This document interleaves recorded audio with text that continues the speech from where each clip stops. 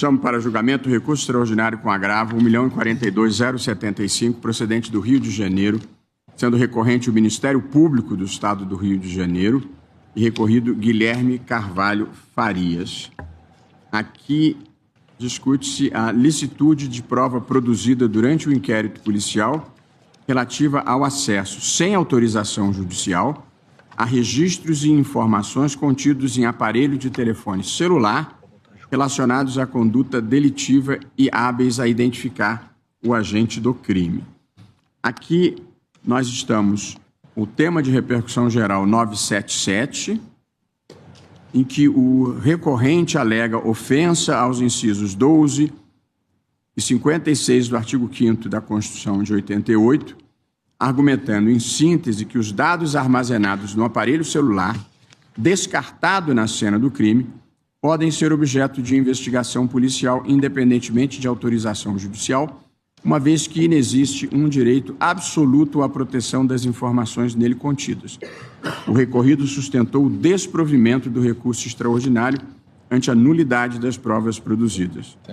Chegando os autos ao Supremo, o ministro Dias Toffoli, relator, propôs o reconhecimento da repercussão geral da matéria constitucional controvertida e foi acompanhado por todos os demais ministros.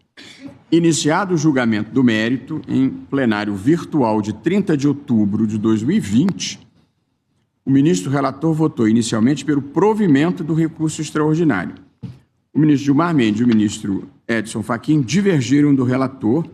O julgamento foi suspenso por pedido de vista do ministro Alexandre de Moraes. Retomado o julgamento em sessão do plenário virtual de 12 de abril de 2024, o ministro Dias Toffoli reajustou o seu voto para, aderindo com acréscimo à divergência, negar provimento ao recurso extraordinário. O ministro Edson Fachin passou a acompanhar o voto reajustado do relator, oportunidade em que sobreveio o pedido de vista do ministro André Mendonça. Na sessão do plenário virtual de 13 de setembro de 2024, o ministro Flávio Dino acompanhou o voto do relator com ressalvas. O julgamento foi novamente suspenso pelo pedido de vista do ministro Cristiano Zanin. Finalmente, em sessão de plenário virtual iniciada em 21 de fevereiro passado, após o voto do ministro Cristiano Zanin, acompanhando com ressalvas o voto do relator, e do voto deste presidente pelo provimento do recurso extraordinário divergindo do relator, apresentou destaque o ministro Flávio Dino. Passo, então, a palavra ao ministro relator Dias Toffoli para o relatório, e aí o julgamento recomeça e ouviremos as sustentações orais. Portanto, Vossa Excelência tem a palavra, ministro Dias Toffoli, depois teremos o voto de Vossa Excelência e o voto do ministro Flávio Dino, que foi o autor do destaque. Vossa Excelência tem a palavra. Muito obrigado, senhor presidente, cumprimentando Vossa Excelência, a eminente ministra Carmen Lúcia, nosso decano Gilmar Mendes, cumprimento a todos os colegas presentes, senhor procurador-geral da República, professor Paulo Gonet, aos advogados, especialmente aqueles que falarão nesses autos. Só localizar aqui. Pela Defensoria Pública do Estado do Rio de Janeiro, Dr. Guilherme Carvalho Farias, pelo recorrido do Dr. Guilherme de Carvalho Farias, o defensor Marcos Paulo Dutra Santos, e pelo amicus curiae BC-CRIM, Instituto Brasileiro de Ciências Criminais, Dr. Bruno Bonicore. Cumprimento a todos os advogados e advogadas, na pessoa dos que atuarão nesse feito, da tribuna. Cumprimento às servidoras e servidores, todos que nos acompanham, imprensa, alunos que geralmente nos acompanham também, as minhas saudações. Senhor presidente, inicialmente, diante do resumo que Vossa Excelência fez, eu gostaria de fazer uma preliminar, que não processual, uma preliminar em relação à importância do plenário virtual.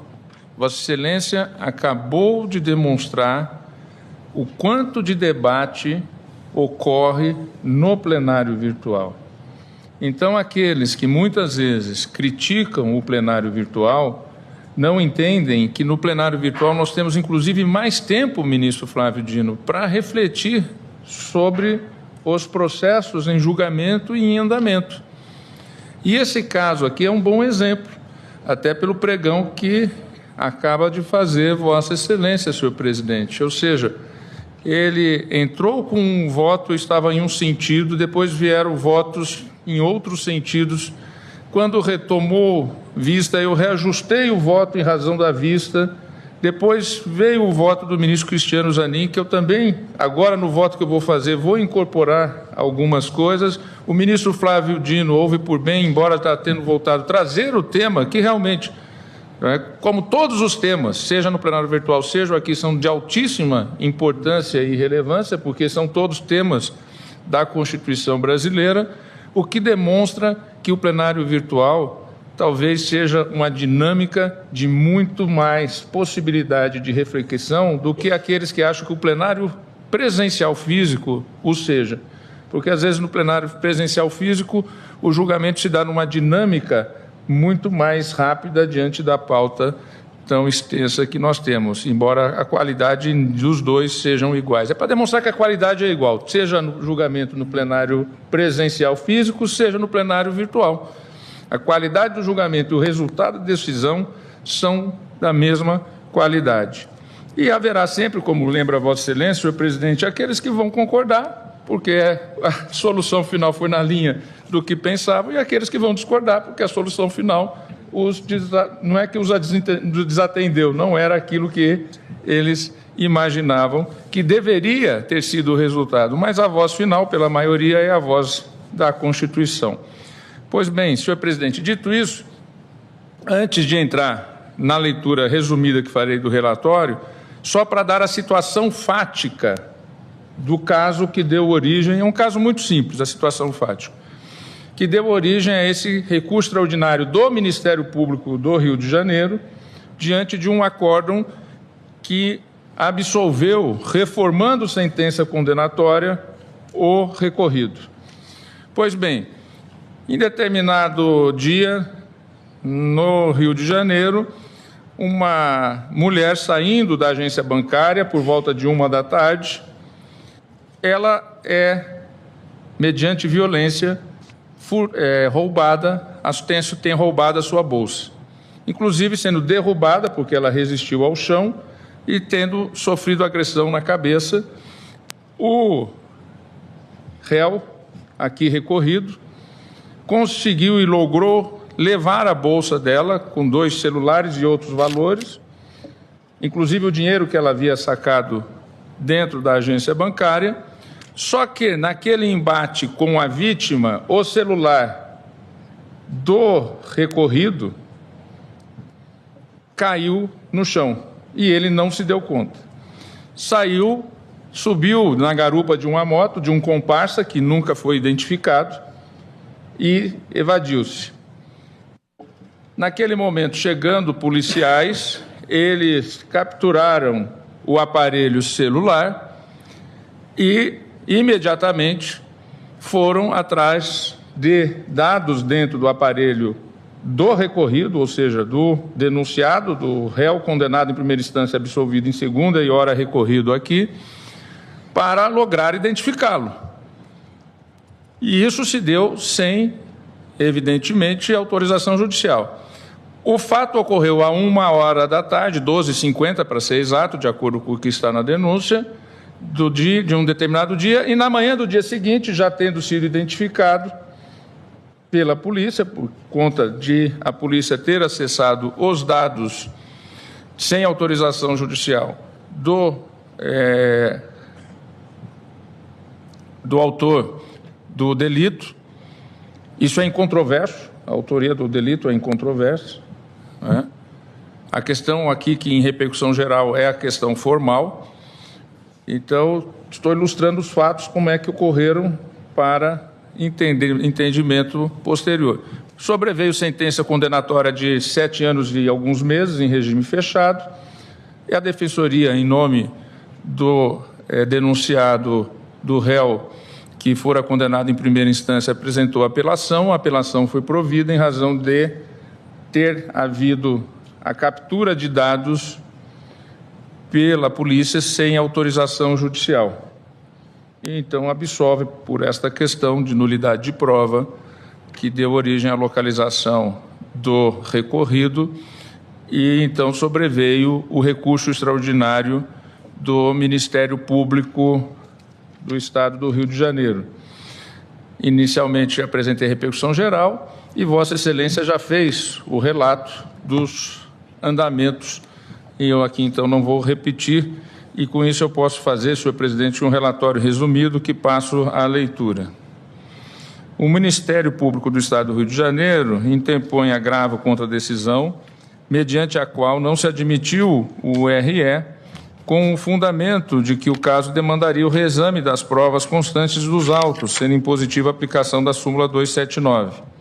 O apelo excepcional, por sua vez, foi interposto com base no artigo 102, inciso 3, a linha A, do texto constitucional, por suposta ofensa ao artigo 5º, incisos 12 e 56 da Constituição Federal, e impugna acórdão do Tribunal de Justiça do Estado do Rio de Janeiro, que, reconhecendo a ilicitude da prova e a incidência da teoria dos frutos da árvore envenenada, absolveu o recorrido, com fundamento no 386, inciso 7 do CPP. Aduz o parquet em recurso que não há violação de sigilo na apreensão de objetos e instrumentos ligados à conduta delitiva, porquanto é dever da autoridade policial retê-los. Da mesma forma, sustenta ser dispensável a obtenção de mandado de busca e apreensão para se acessarem as informações e os registros constantes do aparelho, já que não há quebra do sigilo da comunicação telefônica ou dos dados nesse caso. Alega que o celular, após cair no local do crime e ser arrecadado pela vítima e entregue às autoridades, foi utilizado para acessar registros e fatos ali armazenados. As informações assim obtidas forneceram linha investigativa hábil a identificar o autor do fato, o que constitui inegável cumprimento do dever policial, não existindo nenhuma ilicitude em tal forma de proceder. A respeito, invoca o entendimento sufragado pelo STF no HC 91.867, segunda turma, ministro Gilmar Mendes, e no RE 418, 416, Tribunal Pleno, relator Sepúlveda pertence. Nessa esteira, aduz que o acórdão recorrido teria vilipendiado o artigo 5º, incisos 12 e 56 da Constituição Federal, haja vista que a simples verificação de registros gravados no próprio aparelho não configuraria prejuízo ao direito ao sigilo das comunicações telefônicas, mas simples acesso a dados contidos em objeto apreendido na cena do crime, cuja apreensão e perícia pela autoridade policial seriam obrigatórios. A Procuradoria-Geral da República opinou pelo provimento do agravo e do respectivo recurso extraordinário. Em 31 de outubro de 2017, o tribunal reconheceu a existência da repercussão geral aqui em discussão. E esse, senhor presidente, é o resumo do relatório. Na medida em que o julgamento retoma, desde o início, eu não vou colocar no relato aquilo que ocorreu em sessões anteriores. Dou o relatório por feito, senhor presidente, embora o escrito seja mais alentado. Obrigado, ministro Dias Toffoli. Falará pelo recorrido Guilherme Carvalho Farias, o doutor Marcos Paulo Dutra Santos, que é defensor público no Estado do Rio de Janeiro.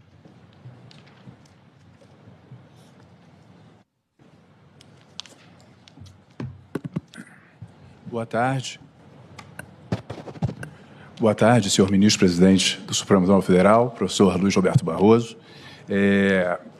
Digo, em nome da Defensoria Pública do Estado do Rio de Janeiro, em meu nome particular, que para mim é uma alegria, uma honra muito grande se dirigir a esse plenário, tendo integrado a assessoria do ministro Marco Aurélio no período de 2015 e 2016 e sendo um aluno da nossa querida UERJ, como mestrado e atualmente como doutorado em processo, ministro Luiz Fux. Quero também saudar, evidentemente, a ministra Carmen Lúcia, todos os demais ministros, integrantes do Supremo Tribunal Federal. Quero também saudar o excelentíssimo senhor Procurador-Geral da República, doutor Paulo Gonet. Quero saudar também todos os advogados aqui presentes ilustres membros do Ministério Público, saudar os estudantes que aqui estão, vivenciando, sem dúvida alguma, uma experiência única. Pois bem, o caso, conforme extremamente bem relatado pelo ministro Toffoli, diz respeito ao sigilo de dados e sigilo de dados estanques. Então, entende a Defensoria Pública que, num primeiro momento, é importante não embaralhar transmissão de dados com sigilo de dados estanques. Porque, quando se pensa na transmissão de dados, estamos diante do artigo 5º, inciso 12 da Constituição, que tutela, na realidade, o sigilo das comunicações. Lá encontraremos comunicações telefônicas, comunicações telegráficas, comunicações escritas, leia-se as correspondências, e encontraremos a transmissão de dados, que, por mandamento constitucional, artigo 5º, inciso 12, só pode ser afastado por determinação jurisdicional, na forma da lei, para fins penais. Não é o caso aqui, porque aqui estamos diante de dados estanques, de dados armazenados. E quando pensamos nos dados estanques, de dados armazenados, é importante fazer um corte entre dados cadastrais, dados qualificativos, que evidentemente não demandam uma proteção constitucional mais vigorosa, até pelo contrário, exemplo disso se extrai da própria Constituição, haja visto o artigo 5º, inciso 58, que prevê expressamente a identificação criminal não só daquele não civilmente identificado, mas também daquele civilmente identificado por meio da Lei 12.037, tanto que esse plenário já teve, inclusive, a oportunidade de reconhecer a constitucionalidade do acesso de dados cadastrais, pela autoridade policial, pelo Ministério Público, conforme fez em relação ao artigo 13A do CPP, inserido pela Lei 13.344, na ADI 5.642, da relatoria do ministro Fachin, um julgado, inclusive, relativamente recente, 18 de abril de 24, e que também se faz presente em outros dispositivos da nossa legislação, como no artigo 15 da Lei de Repressão ao Crime Organizado, Lei 12.850, como na repressão à lavagem de dinheiro, considerado o artigo 17b da Lei 9.613. Mas não é disso que se trata.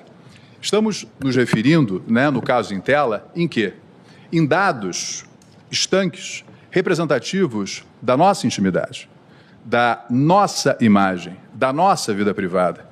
E acho extremamente importante que isso fique enfatizado, não por acaso, o tema foi reconhecido como de repercussão geral.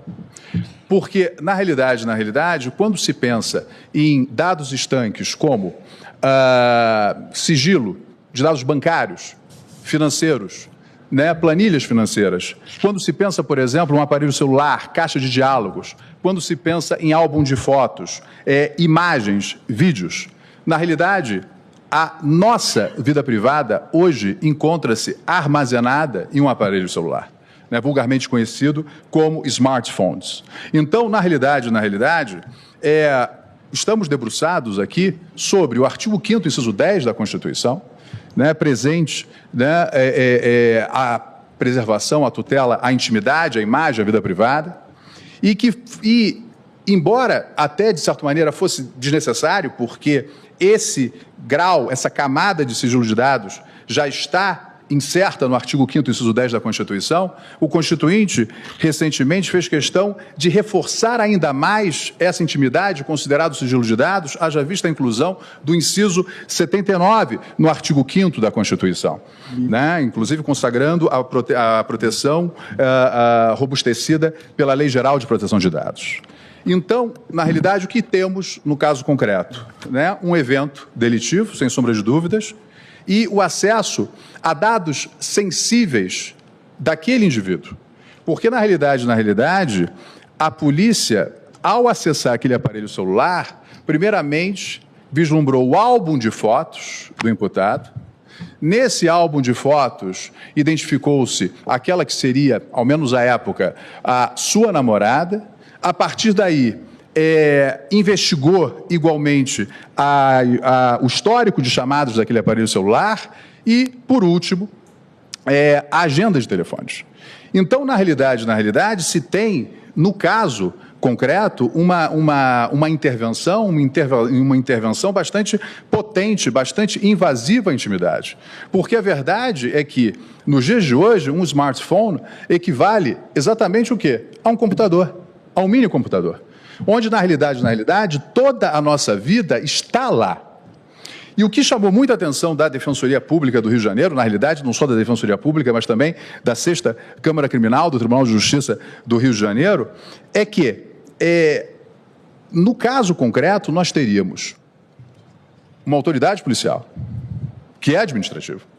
Vale dizer, não estaríamos falando do titular privativo da ação penal pública, uma autoridade policial, policiais, sem autorização jurisdicional, simplesmente devassando a intimidade, a vida privada alheia, à margem de qualquer autorização jurisdicional. Quando se migra do artigo 5º, inciso 12, que cuida do sigilo da transmissão de dados, para o artigo 5º, inciso 10, hoje reforçado também pelo inciso 79, não se tem aqui um decréscimo em termos de proteção constitucional. Muito pelo contrário. Porque, na realidade, são expressões distintas de algo que notabiliza a própria dignidade humana, que consiste exatamente em quê? Na nossa intimidade, na nossa imagem, na nossa vida privada. E vivemos, por óbvio, um Estado democrático de direito. Então, causa espécie que um órgão de repressão estatal, que, reitero, nem o titular privativo da ação penal possa ter acesso e vulnerar garantias fundamentais à margem de qualquer devido processo legal. Nada obstante, o artigo 554 da Constituição preconizar que ninguém será despido dos seus bens nem da sua liberdade sem passar por um devido processo legal, que, por óbvio, é conduzido e presidido por quem? Pela autoridade judiciária. Mais do que isso. Nenhuma lesão ou ameaça de lesão a direito pode ser subtraída do conhecimento do Poder Judiciário. Então, se prevalecesse uma ótica segundo a qual a polícia pudesse, de fato, ter acesso direto a esses dados, uma intervenção do Poder Judiciário aqui só se daria de maneira repressiva, ou seja, quando já causada aquela lesão. E, quando se invoca o devido processo legal, é importante dizer que, na realidade, o nosso ordenamento não dá a menor guarida para o que foi feito no caso concreto, para o que a polícia fez. Muito pelo contrário. O artigo 244 do CVP, de fato, preconiza a busca pessoal, autoriza a busca pessoal em determinados casos sem mandado, quando, por exemplo, em casos de fundada suspeita ou no bojo de uma captura flagrancial, mas essa busca pessoal, na realidade, encerra uma intervenção leve, uma intervenção corporal não invasiva, superficial, que pode alcançar, sim, bens móveis portados pela pessoa, como uma mochila, uma bolsa, mas no caso do aparelho celular em si, estaríamos dando um salto demasiado, porque, na realidade, estaríamos diante de uma medida absolutamente invasiva e que, reitero, pode ser realizada, porém, mediante o prévio controle jurisdicional. E aí uma dúvida que surge é, mas e o risco de perda da prova? Haveria esse risco? Não. Por quê? Porque, na realidade, estamos falando de dados que já estão armazenados no aparelho celular. E as medidas que serão tomadas são mais do que suficientes à neutralização de qualquer risco. Por quê? Aquele aparelho celular vai ser simplesmente acautelado, vai ser levado à autoridade policial e, a juízo da autoridade policial, virá uma representação pedindo a quebra de sigilo dos dados lá armazenados. E é importante que esse fenômeno, na realidade, não é estranho, inclusive no direito comparado. Se formos à jurisprudência da Suprema Corte norte-americana, nós temos o caso Riley versus Califórnia, relativamente recente, de 2014, quando assim decidiu a Suprema Corte norte-americana, no sentido de que não haveria necessidade, é um caso muito similar ao que estamos aqui debruçados sobre. Por quê? Porque foi uma hipótese em que o Riley foi detido por uma violação de trânsito, estaria na posse de armas ilegalmente e depois, vasculhando o aparelho celular, reuniram-se elementos que dariam conta que ele faria parte de uma associação criminosa.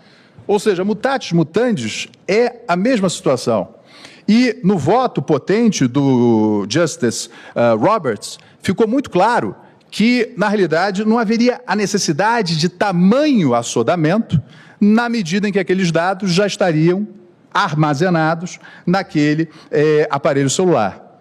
Então, é importante dizer que o que está em debate hoje é algo realmente muito sério, porque esse tema tangencia vários outros que são extremamente caros a este Supremo Tribunal Federal. E é importante dizer que o precedente invocado pelo Ministério Público do Estado do Rio de Janeiro, no seu recurso, é um precedente que já se mostra superado, tá? Considerado, por exemplo, o HC 168.052, de 20 de outubro de 2020, e o RHC 200.118, julgado o agravo regimental desse RHC, em 22 e 9 de março, ambos da relatoria do ministro Gilmar Ferreira Mendes.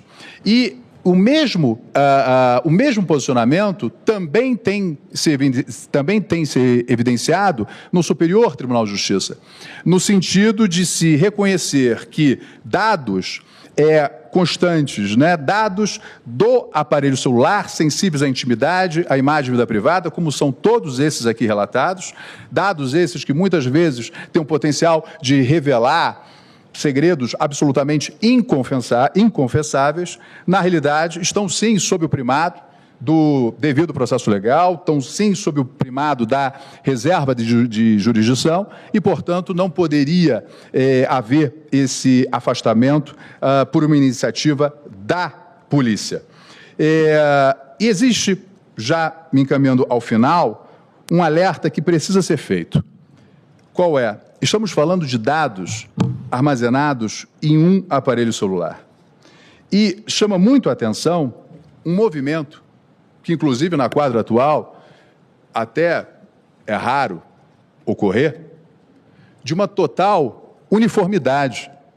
Quando se pensa nos poderes da República, executivo, legislativo, judiciário, quanto à relevância de se tutelar o sigilo desses dados. Digo isso porque, se pensarmos, né, e aí concorde-se ou não com essa alternativa, seja essa a melhor alternativa, o melhor remédio ou não, eu destaco o projeto de lei em tramitação no Congresso Nacional 494 de 2025, que qualifica o furto que tiver por objeto o aparelho celular. E esse movimento legislativo não está sendo feito em razão do aparelho celular em si, mas justamente pelos dados extremamente sensíveis que o aparelho celular armazena. Dados reveladores, a verdade é essa, de toda a nossa vida privada. Anoto também a audiência pública recentemente presidida pelo ministro Cristiano Zanin, na ADPF 1143, que diz respeito ao emprego de software, né, desse software espião. E o risco que isso gera, justamente de quebra do sigilo desses dados armazenados em aparelhos celulares. E chamou muita atenção da Defensoria Pública, né, as falas do Poder Executivo, contrárias ao uso desse aplicativo, justamente por vulnerar o mesmo bem da vida que hoje, nesse momento, estamos debruçados sobre, que é o sigilo de dados armazenados no aparelho celular. Tivemos, nesse sentido, a fala da secretária de Direitos Digitais, do Ministério da Justiça e da Segurança Pública, bem como do diretor de inteligência da Polícia Federal. E também tramita no Congresso, em paralelo, o projeto de lei 402 de 2025, com o objetivo de estabelecer uma regulação no uso desse software, ministro Cristiano Zanin, justamente para sujeitá-lo o quê? À autorização jurisdicional. Então, por conta de todas essas questões, a Defensoria Pública compreende, está na linha do acórdão guerreado, né, pelo Ministério Público do Estado do Rio de Janeiro, no sentido da inviolabilidade do sigilo de dados, que, reitero, não é uma inviolabilidade absoluta, é relativa, porém, mediante autorização jurisdicional, justamente para neutralizar os riscos aqui identificados. Muito obrigado. Obrigado, doutor Marcos Paulo Dutra Santos. Falará agora pelo Amicus Curiae IBCCRIM, Instituto Brasileiro de Ciências Criminais, o doutor Bruno Buonicore.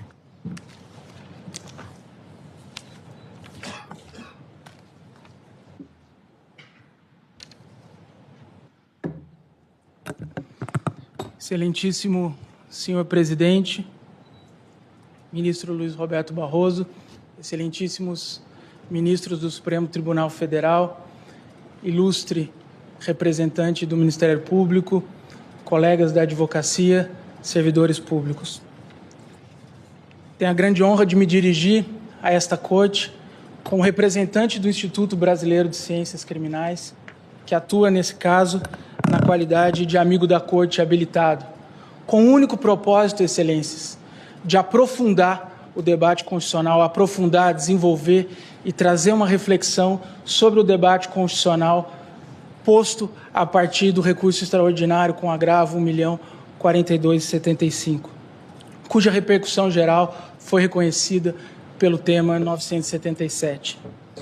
Com o intuito de poupar o tempo de vossas excelências e tornar a minha intervenção mais objetiva possível, estruturei a minha sustentação em 5 breves tópicos, que serão seguidos de nossa sugestão de tese a ser proposta e retomando os relatos fáticos trazidos já pelo eminente ministro Dias Toffoli, apenas no que é interessante e é importante para o debate da questão constitucional de fundo.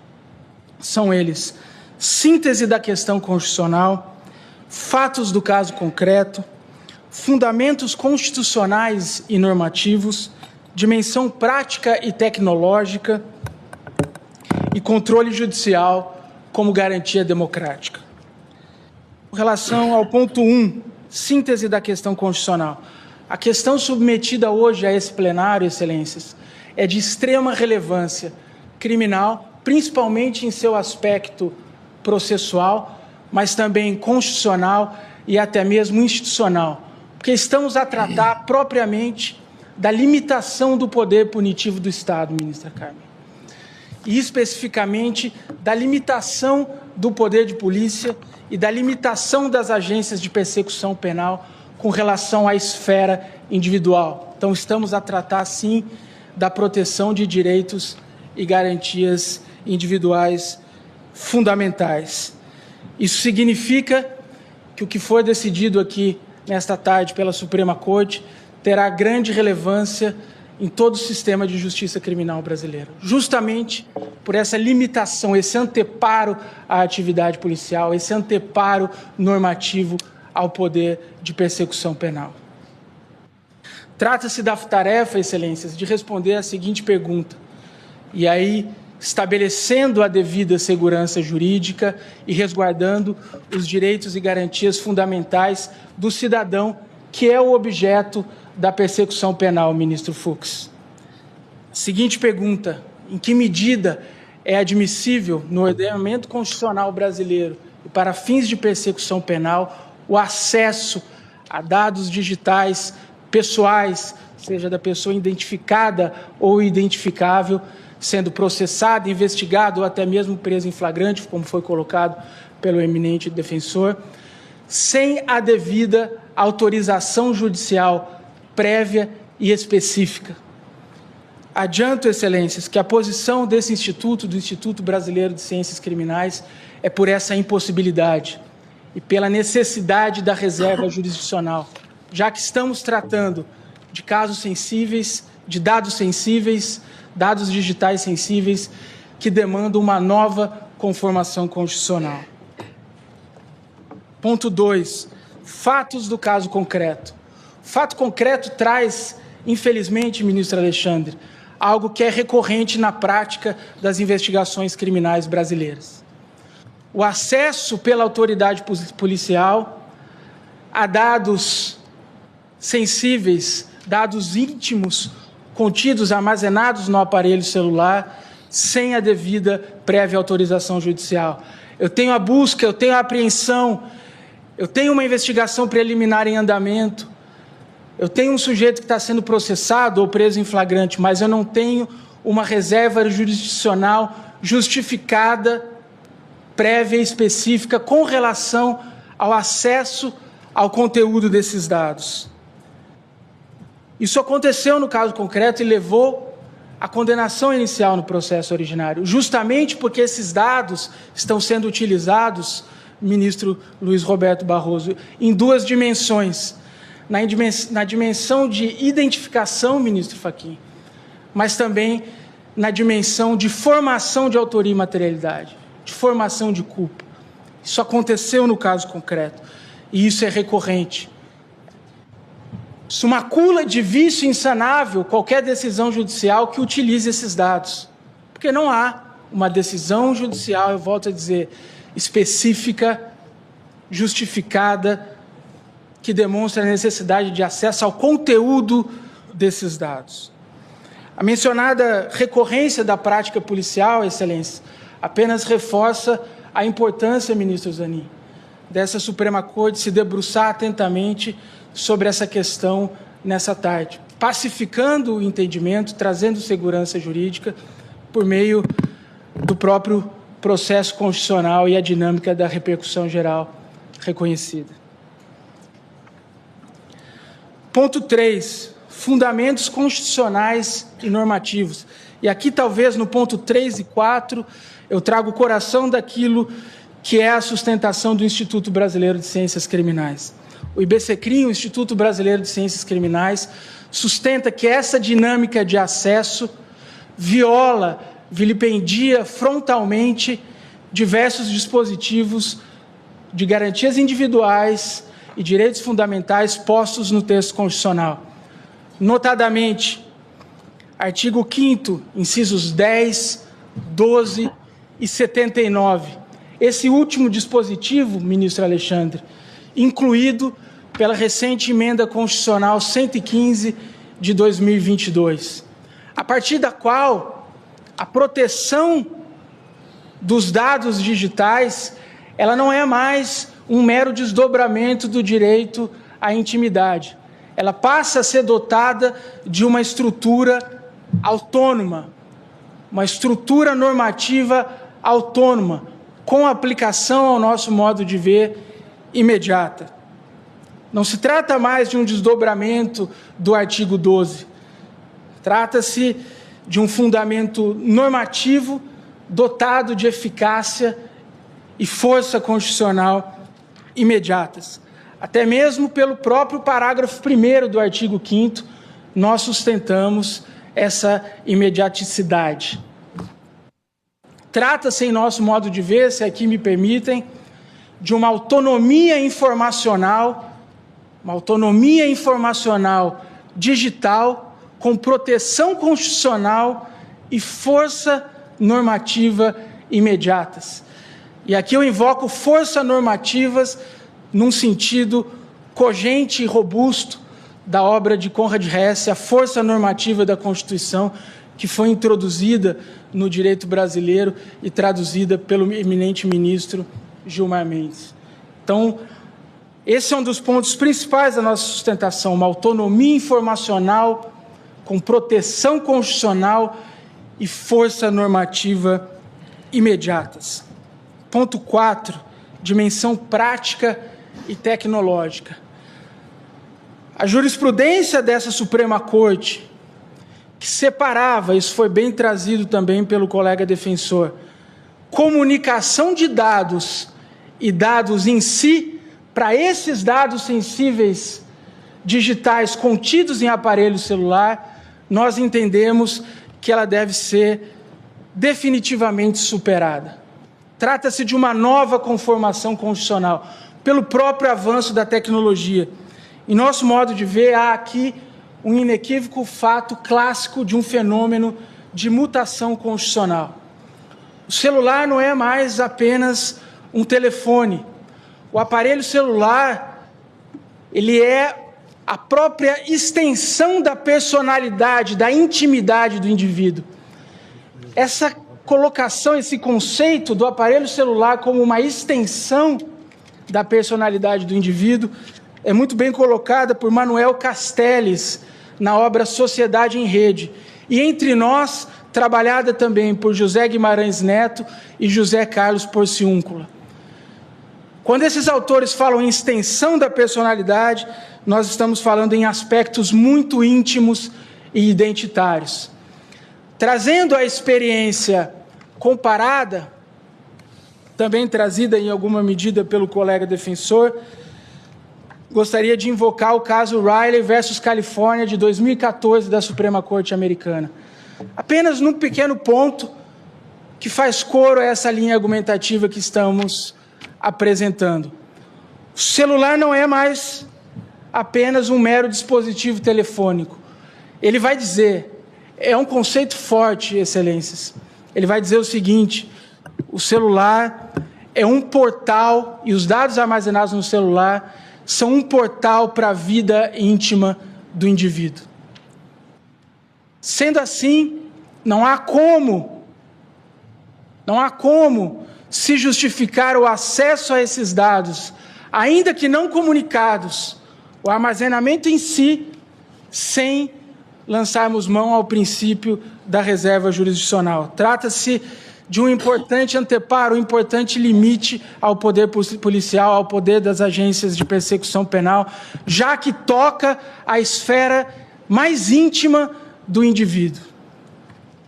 A União Europeia, na sua Diretiva 680 de 2016, coloca algo nesse sentido também, de que o celular, os dados digitais, representam o arcabouço da intimidade do indivíduo. Ponto 5, controle judicial como garantia democrática.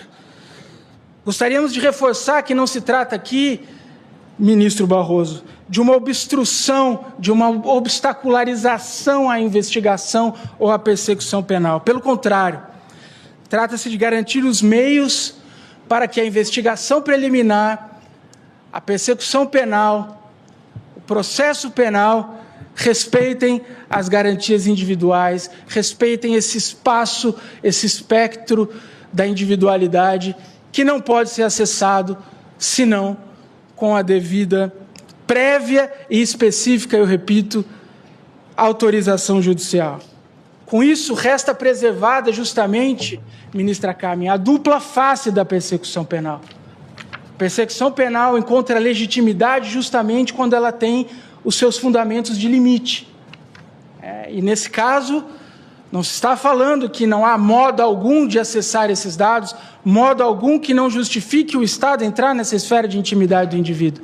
Mas isso precisa ser precedido de uma decisão judicial específica e fundamentada nos termos, inclusive, do artigo 93, inciso 9 da Constituição Federal. Desse modo, excelências, passo para a minha conclusão. A nossa proposição de tese não poderia ser outra, senão o acesso a dados pessoais de pessoa natural identificável ou identificada, que seja objeto da persecução penal, processada, investigada ou objeto de uma prisão em flagrante, só é possível de ser acessado mediante uma ordem judicial, uma decisão judicial, respeitando a reserva jurisdicional. Por fim, excelências, gostaria de reforçar a minha grande honra de representar o Instituto Brasileiro de Ciências Criminais nessa Suprema Corte, o qual reforça seus valores com a Constituição de 98, reforça o seu compromisso com os valores republicanos da Constituição de 98 e com um processo penal equilibrado, democrático e que esteja atento aos avanços tecnológicos, como é aqui o caso. Muito obrigado pela atenção de Vossas Excelências. Doutor Bruno, gostaria de manter um diálogo com Vossa Senhoria e colher uma comparação. Vossa Excelência citou um caso julgado em 2014 nos Estados Unidos, Riley versus Califórnia. Nesse caso, uma pessoa havia sido parada por um delito de trânsito, uma infração de trânsito, e o policial deu busca e apreensão no celular, examinou, devassou o celular e, com base nesta prova, foi instaurado um processo criminal por um fato que não tinha nada a ver com a infração de trânsito. Descobriram que ele tinha participado de outro crime. Sim. Portanto, foi uma busca e apreensão. Ele foi no bolso desse indivíduo e apreendeu o celular. O caso da relatoria do ministro Toffoli é bem diferente. porque foi imediatamente após um crime, um celular, não houve busca e apreensão. Ele foi deixado pelo criminoso no local. Vossa Senhoria não acha que há uma diferença relevante entre uma situação e outra? Acredito que sim, Excelência. Eu mencionei esse caso apenas nesse sentido preciso de que é mencionado que o celular, o aparelho celular hoje revela um verdadeiro portal da intimidade do indivíduo. Apenas nesse sentido argumentativo, Excelência. Agradeço. Obrigado, doutor Bruno. Muito obrigado. Presidente, Vossa Excelência me permite? Pois não. Eu também, e cumprimentando o ilustre advogado e o defensor que também compareceu à tribuna, e Sua Excelência o relator, o ministro Dias Toffoli, também tive, e os eminentes pares, também tive a minha atenção atraída pela citação do caso, eis que este é um caso clássico que se debate os limites e as possibilidades do respeito à autodeterminação informativa, ou seja, este acesso a esta espécie de casa imaterial cibernética que se tornou o aparelho celular nos dias contemporâneos. Mas, nesse caso, a Corte, ao apreciar, e eu, obviamente, não votei ainda, estou aqui a ouvir as sustentações e virar o voto de Sua Excelência o relator, neste caso, há uma referência específica que a regra geral é esta mesmo, que foi defendida da tribuna. Porém, no julgamento faz-se referência a exceções, tanto que ali se conclui. Por isso, o que eu quero dizer é que, às vezes, uma citação é uma boa companhia, outras vezes, quiçá, nem tanto. Porque, neste julgamento, defere-se a possibilidade de existir situações que justifiquem o acesso imediato da polícia. Sim. E a falta de uma justificativa desta exceção, a regra é a determinação judicial. Portanto, só estou acrescentando isso, presidente, porque a minha acompanhava aqui ambas as sustentações orais, como todos nós, e Vossa Excelência teve sua atenção atraída pelo descrime que agora o ilustre advogado também está a sentir na tribuna. Apenas faço essa observação. Ministro Fachin, novamente, o caso foi trazido justamente nesse sentido de que os dados contidos e armazenados em celular são uma espécie de portal da vida privada, apenas trazendo essa dimensão de intimidade na contraposição à necessidade de comunicação de dados e puxando a necessidade da proteção dos dados em si. Muito obrigado, ministro Fachin. Obrigado, doutor Bruno. Muito obrigado. Presidente. Pois não, ministro Alexandre. Só a título de... Ainda não ligou.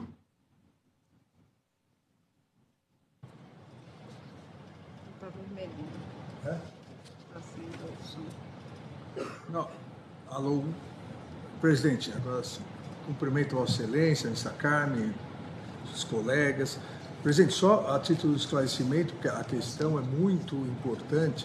Na verdade, os projetos de lei que hoje correm no Congresso Nacional para aumentar a pena de furto ou roubo de celular não tem nenhuma ligação com os dados que os celulares armazenam. Na verdade, os dois projetos se dão porque é furtado ou roubado um celular no Brasil a cada 35 segundos. Então, em um minuto, são roubados ou furtados 2 celulares no Brasil. É o país com o maior número de roubos e furtos de celulares.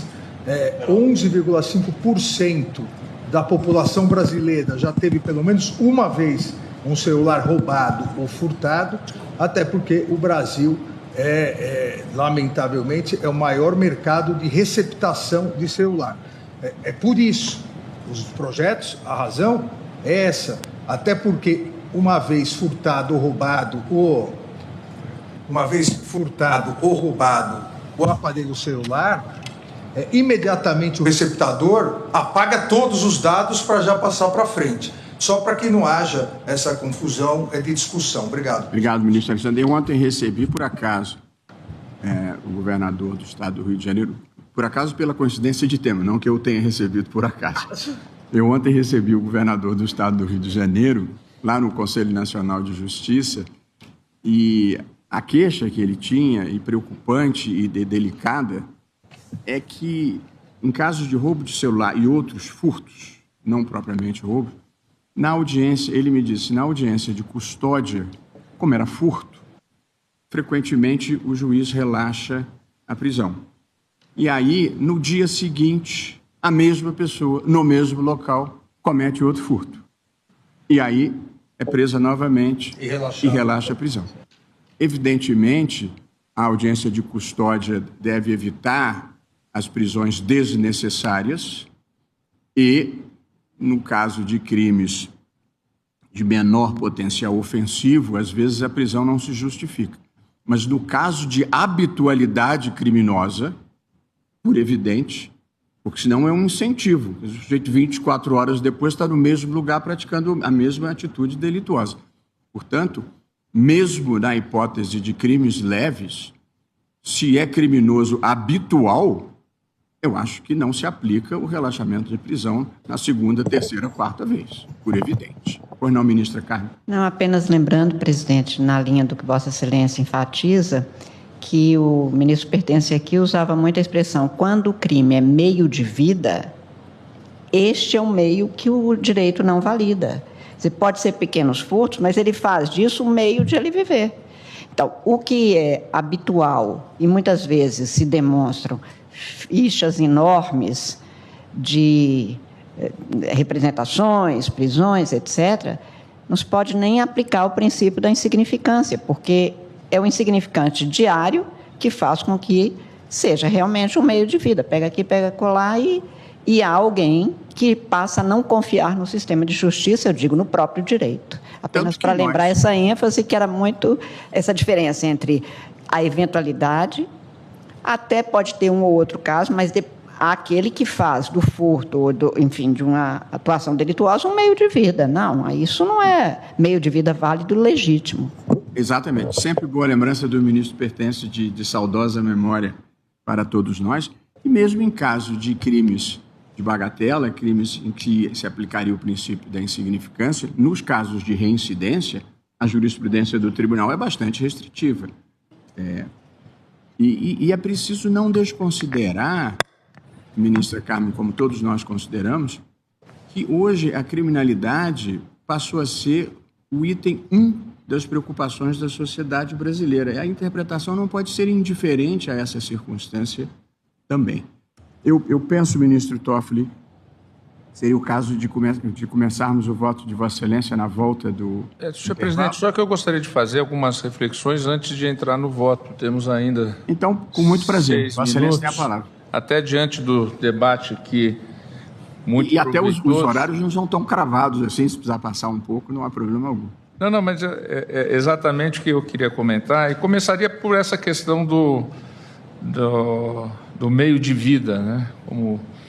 Eu penso que realmente nós deveríamos deixar mais claro o princípio da insignificância, porque muitas vezes nós julgamos individualizados em cada caso que nos chega, e com isso, naquele caso, é algo realmente significante, mas nós não temos o conjunto da obra. Eu, em regra, quando há elementos no sentido de que é uma situação reiterada, eu tenho mantido a condenação.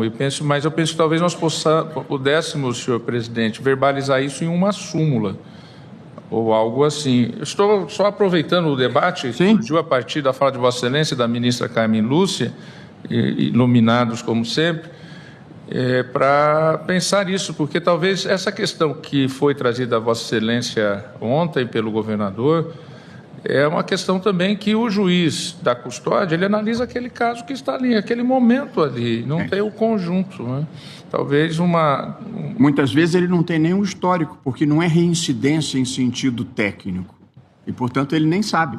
Aí, talvez a própria presidência, com aquele setor de análise prévia de processos, poderia destacar algum procedimento para uma análise a respeito. Quer dizer, no caso de habitualidade, não há insignificância. Se Vossa Excelência me permite, ministro Toffoli, os tribunais às vezes têm precedente, mas também emitem mensagens, né?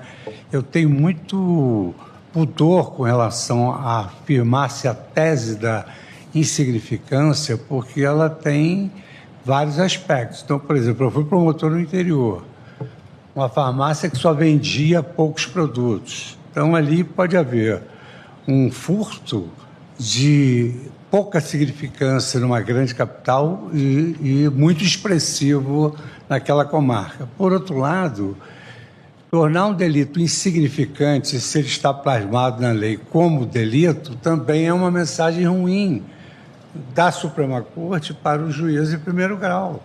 Quer dizer, é a insignificância de uma figura penal plasmada pelo legislador. Então, encontrar um critério para a insignificância tem de analisar também esses outros aspectos, né? Sim, é que nós já temos repercussão geral, mas eu penso que talvez não ficou tão claro a questão relativa a esse aspecto da reiterabilidade.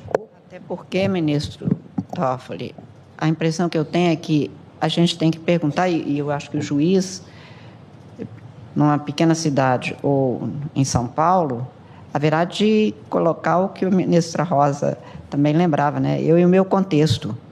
Porque o que é insignificante, às vezes, para um grande empresário, para uma rede né, em determinados locais, não é para um pequeno comerciante, mas principalmente para a comunidade. Quer dizer, eu tenho para mim que a democracia vive sob um princípio, o da confiança.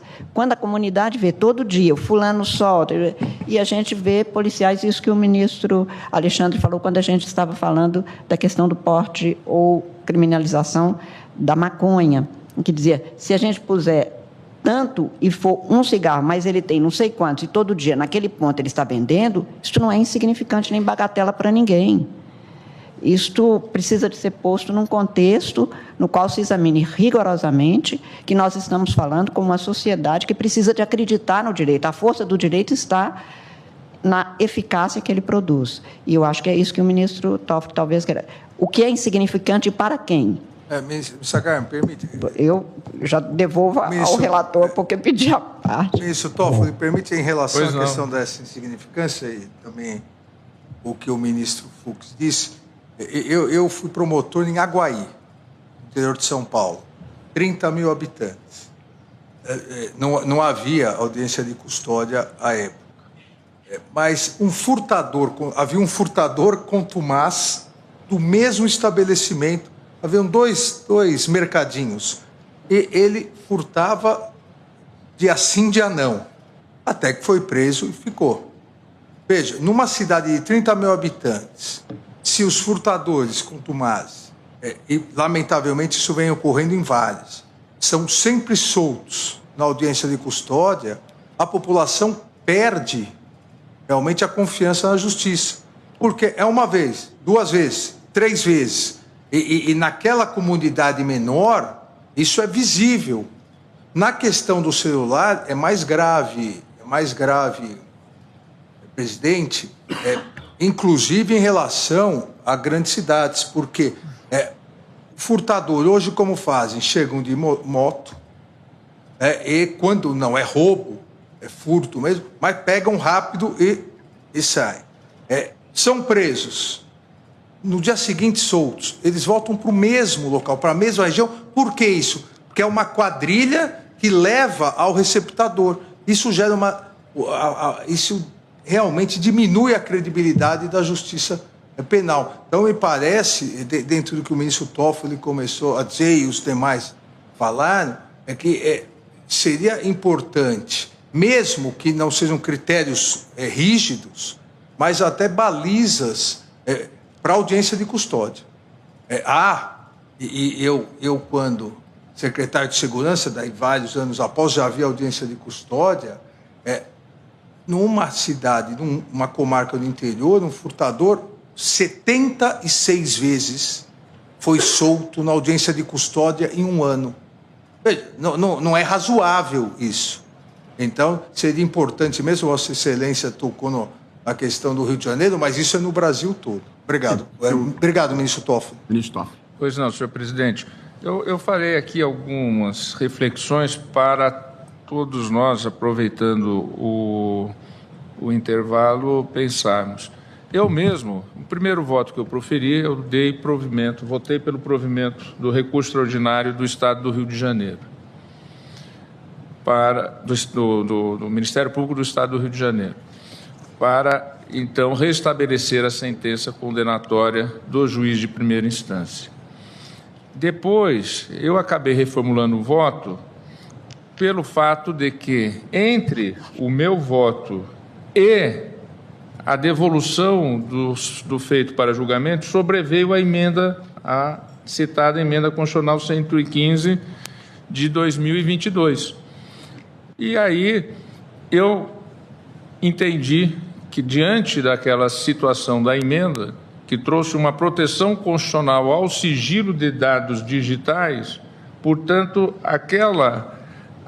digamos assim, invasão do ponto de vista... É como uma invasão domiciliar, mutatis mutandis. Aquela invasão que ocorreu ao celular teria que ter sido precedida de uma autorização judicial.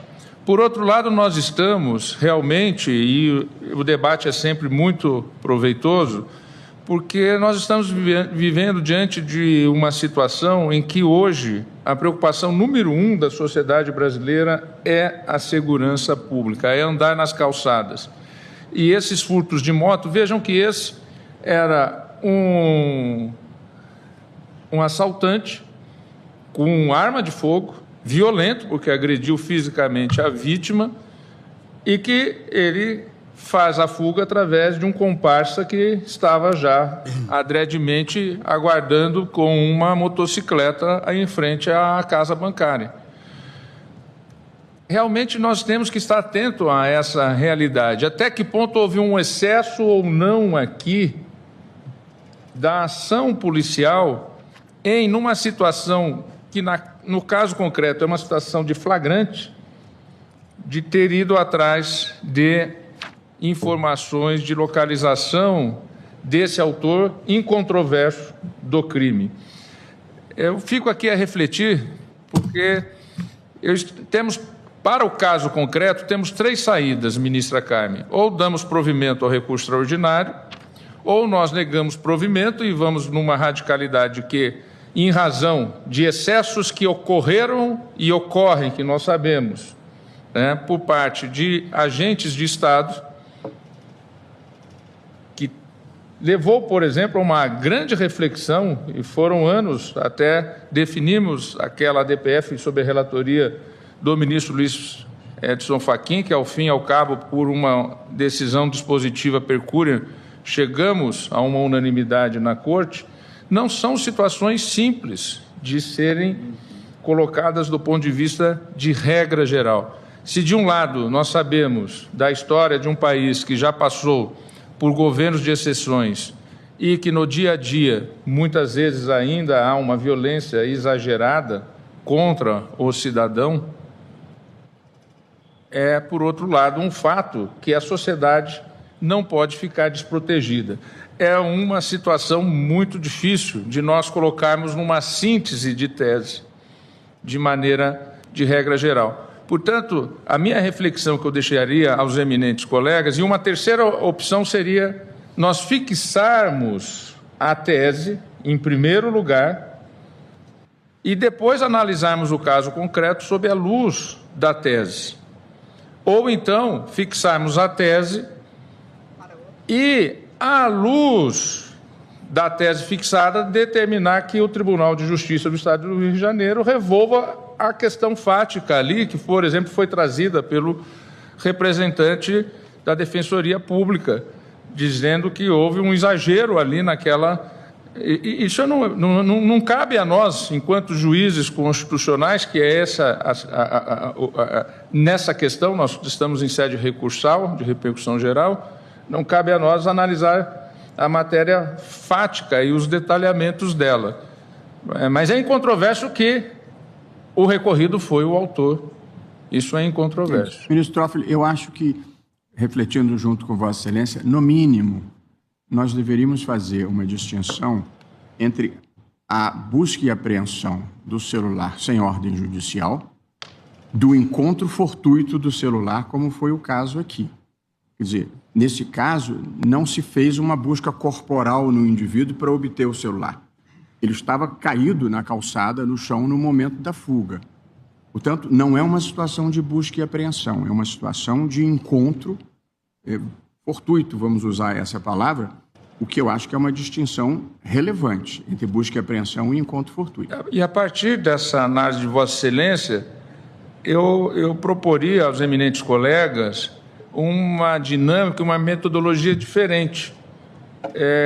Porque a questão fática está bem clara para todos. Se eu for aqui ler o meu voto e ficar discutindo, até porque já esteve, eu penso que nós poderíamos ir direto ao ponto. E a minha sugestão seria o seguinte: a partir da tese que eu trago, ao invés de nós nos focarmos a partir do caso concreto para chegar à tese, até porque há inúmeras outras questões relativas a isso, como Vossa Excelência levantou, gentilmente o ministro André Mendonça também lembrou situações fáticas em que, por exemplo, o assassinato de uma pessoa, essa pessoa tem um celular. Esse celular, ele é dado por uma pessoa, pelo pai, pelo irmão, pela filha, pelo filho do assassinado à polícia, para a polícia tentar lograr achar os autores do crime. Há uma ilicitude no acesso policial sem autorização judicial num celular que aí já é o outro lado, é o lado da vítima. É com a anuência, dos familiares da vítima. Então, eu penso que seria muito mais útil para a metodologia do julgamento nós discutirmos essas análises todas do que analisar o caso concreto. E depois, à luz de uma decisão sobre as várias hipóteses possíveis, aí nós decidiríamos o caso concreto.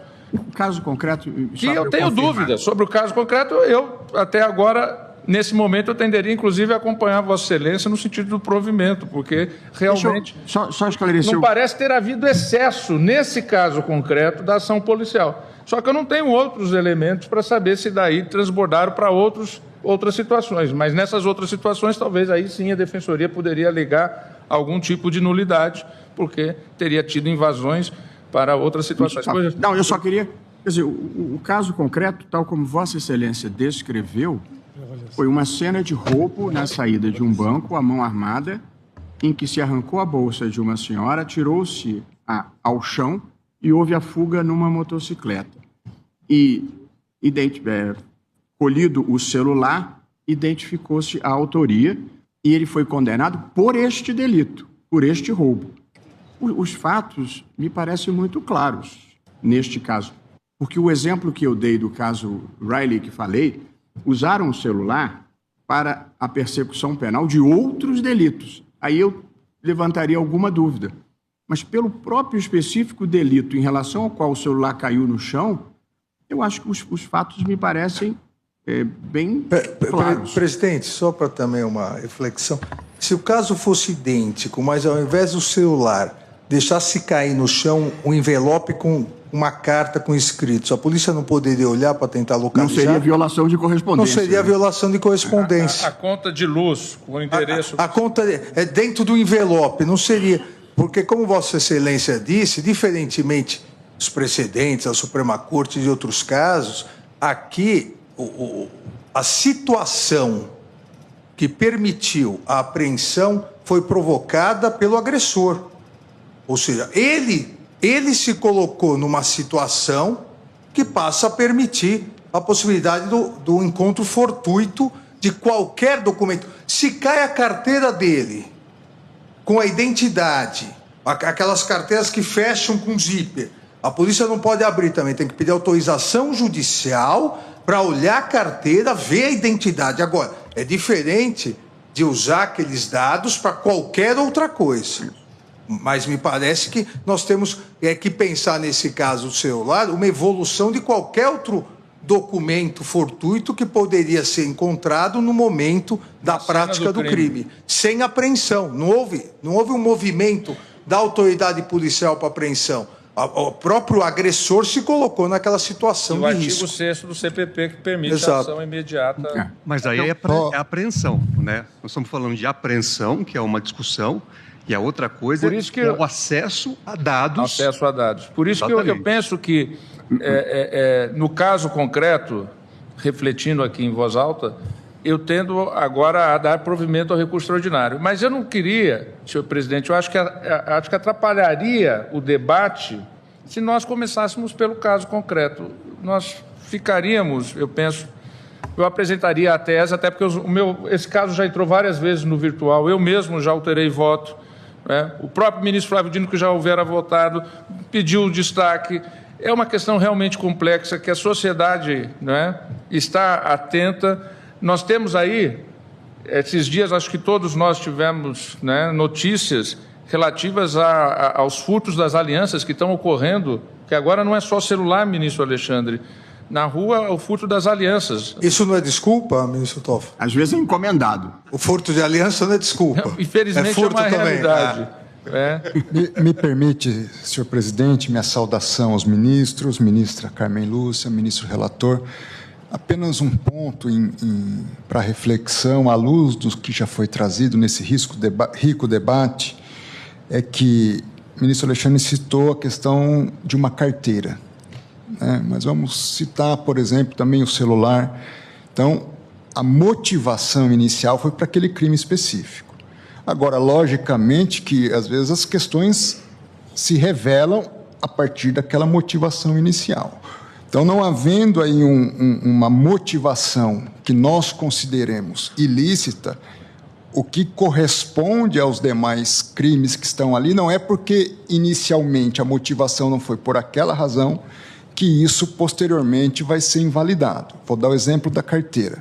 Foi um furto, se evadiu, mas se descobrem ali, por exemplo, notas de dinheiro falsa ou droga, não está ilícita essa prova, simplesmente porque a motivação inicial não foi essa. Apenas deixar isso consignado, porque às vezes a motivação ela foi justificável e não havia uma previsibilidade de outras circunstâncias que se descobrem depois. Também não poderíamos invalidar essa prova por essa razão. O ministro Toffoli vai conduzir a proposta de tese.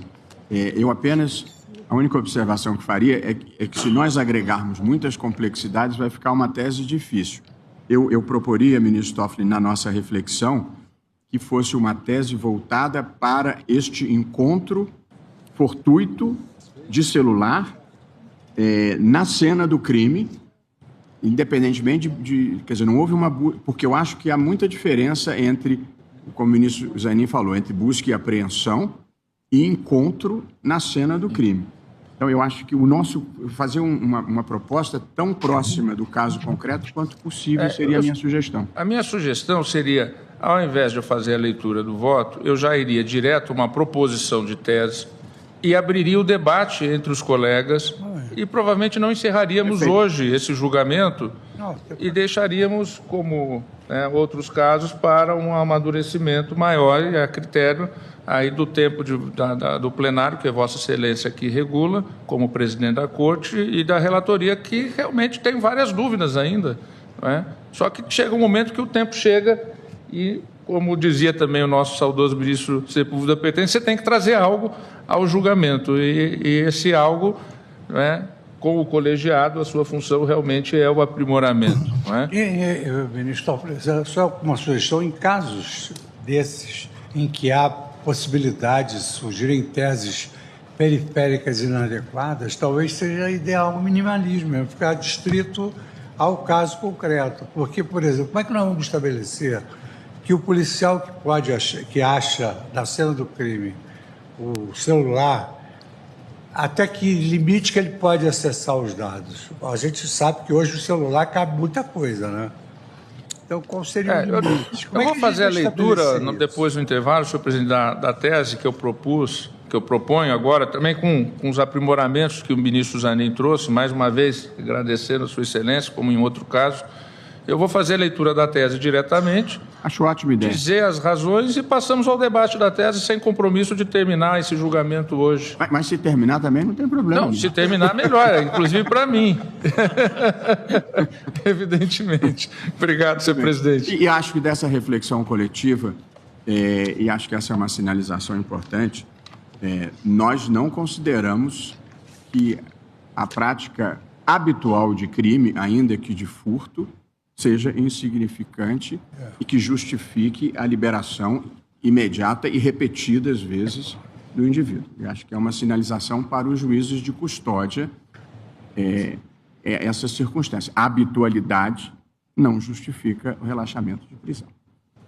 Vou suspender a sessão e voltamos então com a tese do ministro Toffoli.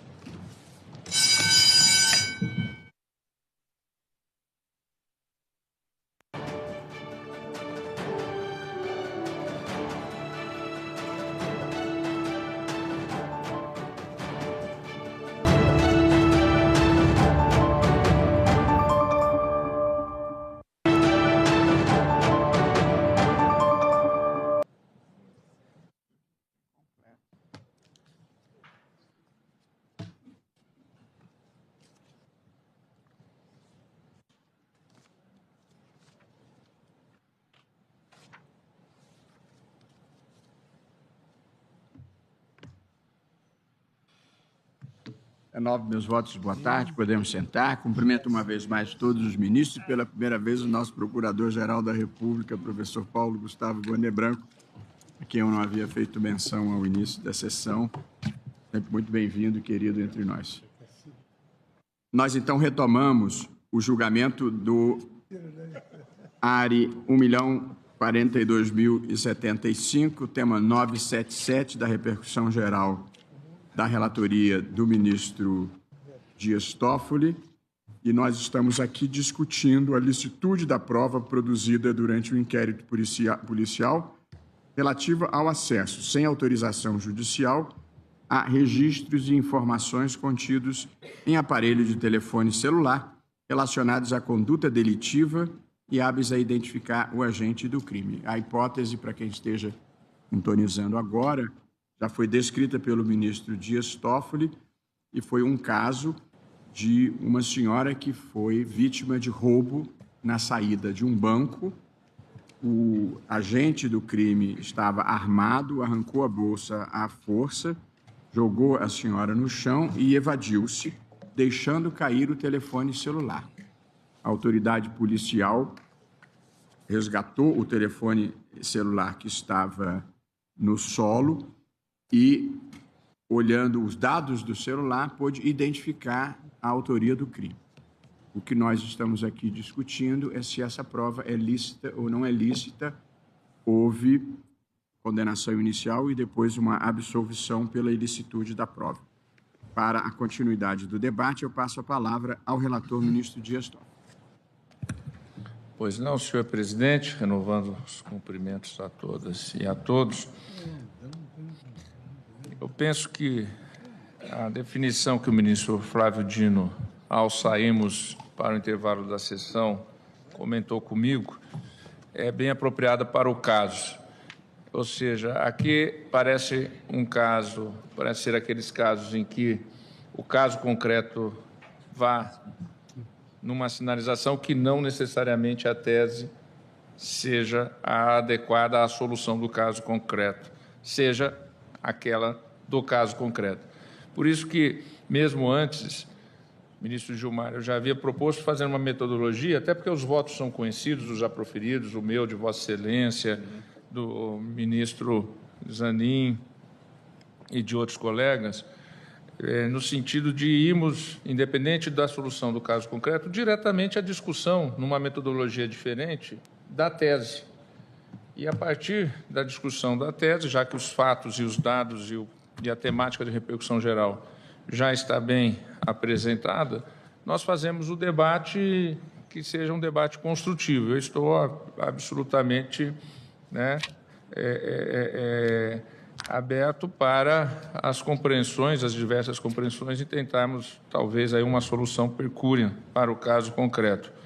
Seja através de uma tese mais geral, seja, talvez como o presidente propôs ao final da primeira parte da sessão, mais específica para o caso fático em questão.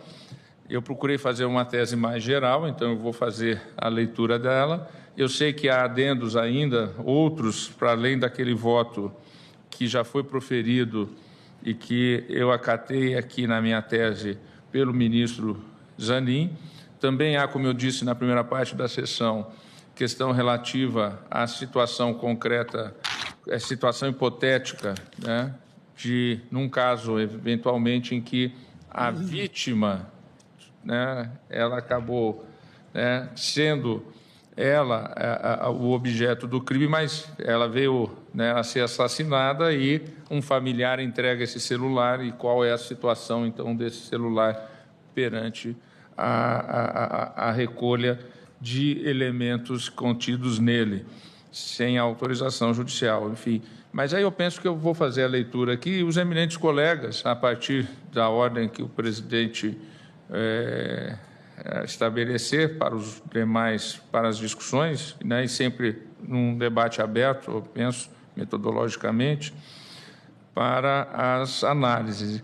Então, a proposta que atualmente eu tenho, né, a proposta atual, né, ministro Flávio Dino, ministro André, é a seguinte, né, aderindo à proposta do ministro Cristiano Zanin, e que também agrega propostas feitas no voto do eminente ministro Gilmar Mendes, e a minha anterior feita, hipóteses não contempladas inicialmente, mas de extrema importância prática, eu sugiro a seguinte tese geral, de repercussão geral, nos seguintes termos.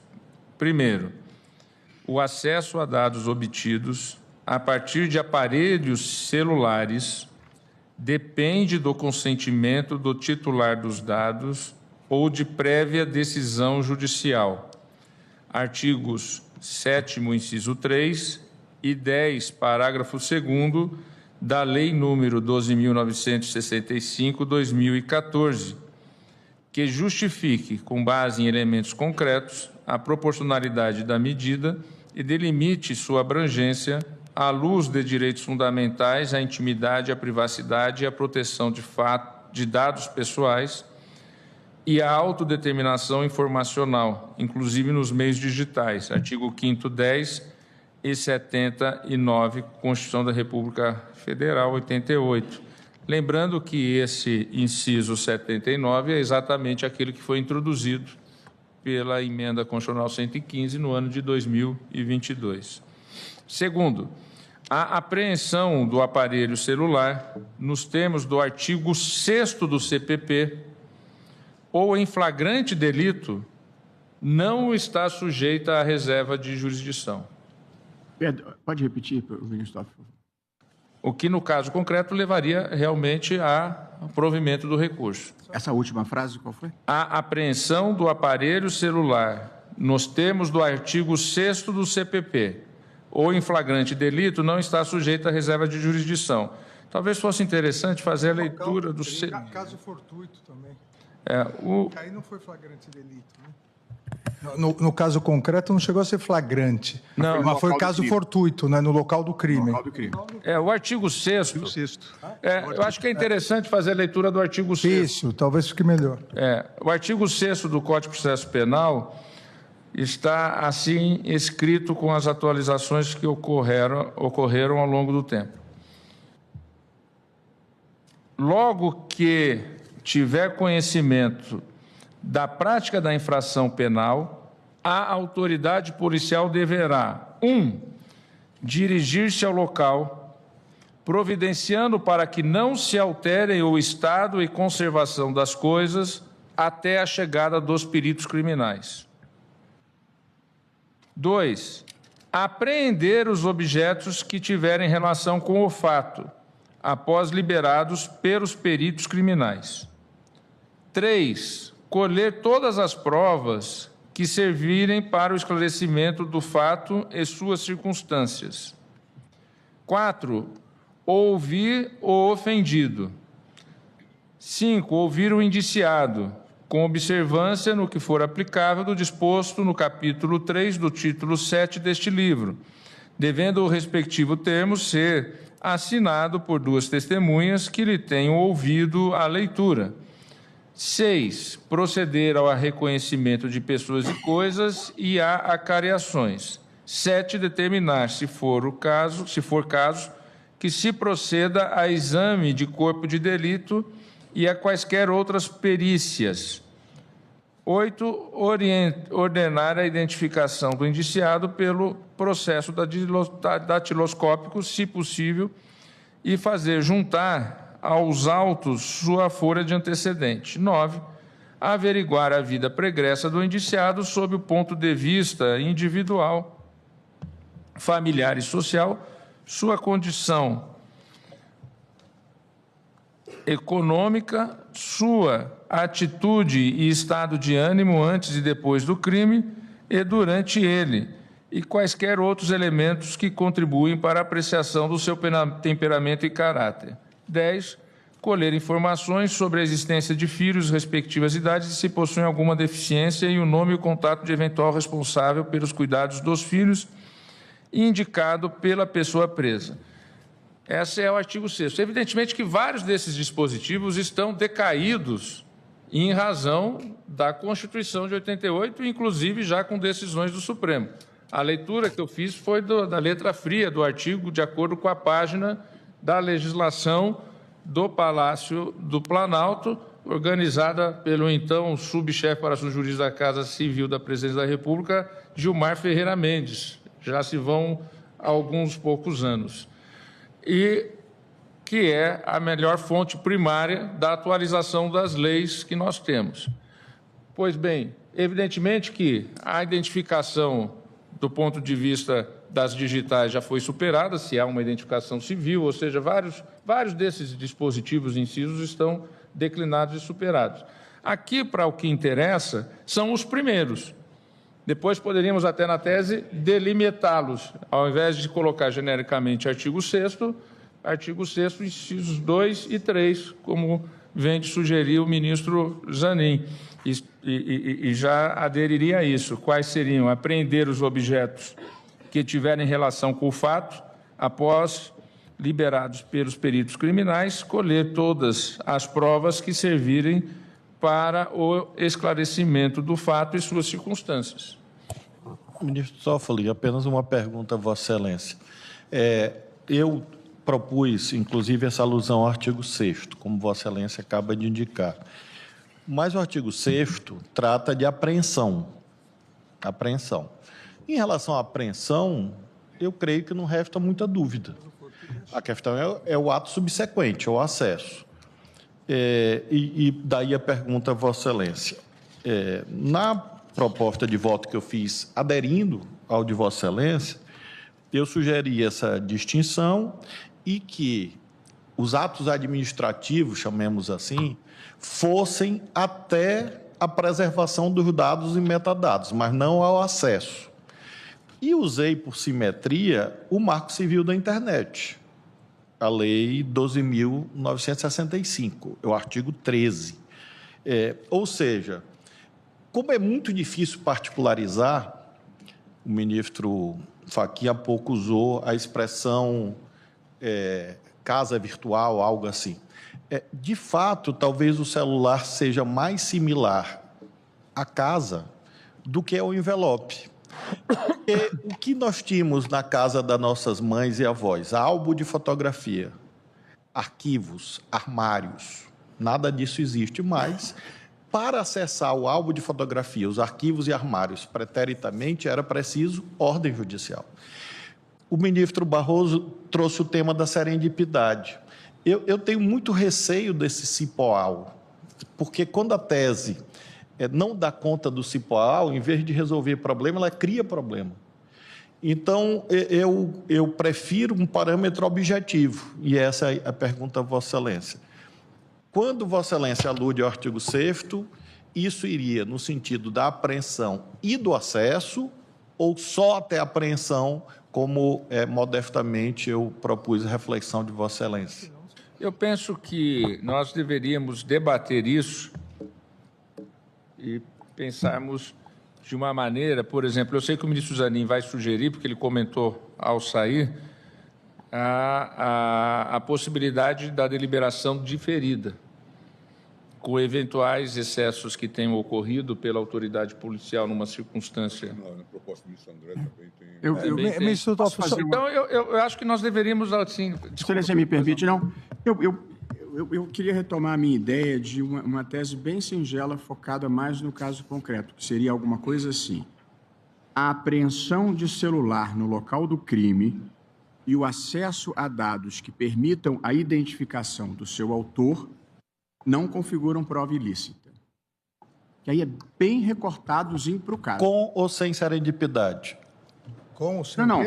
Serendipidade. E é o encontro foi... Não, aqui... Não, é que o problema... O acesso a dados somente a apreensão... A autoria. Somente a apreensão... Se tiver lá a prova de um sequestro, do homicídio, a autoridade policial não pode usar. Esse não é o caso. Mas... Não, isso eu entendo, mas vai surgir. Mas, mas veja a minha proposta ao ministro Alexandre. A apreensão do celular no local do crime e o acesso a dados que permitam a identificação do seu autor não configuram prova ilícita.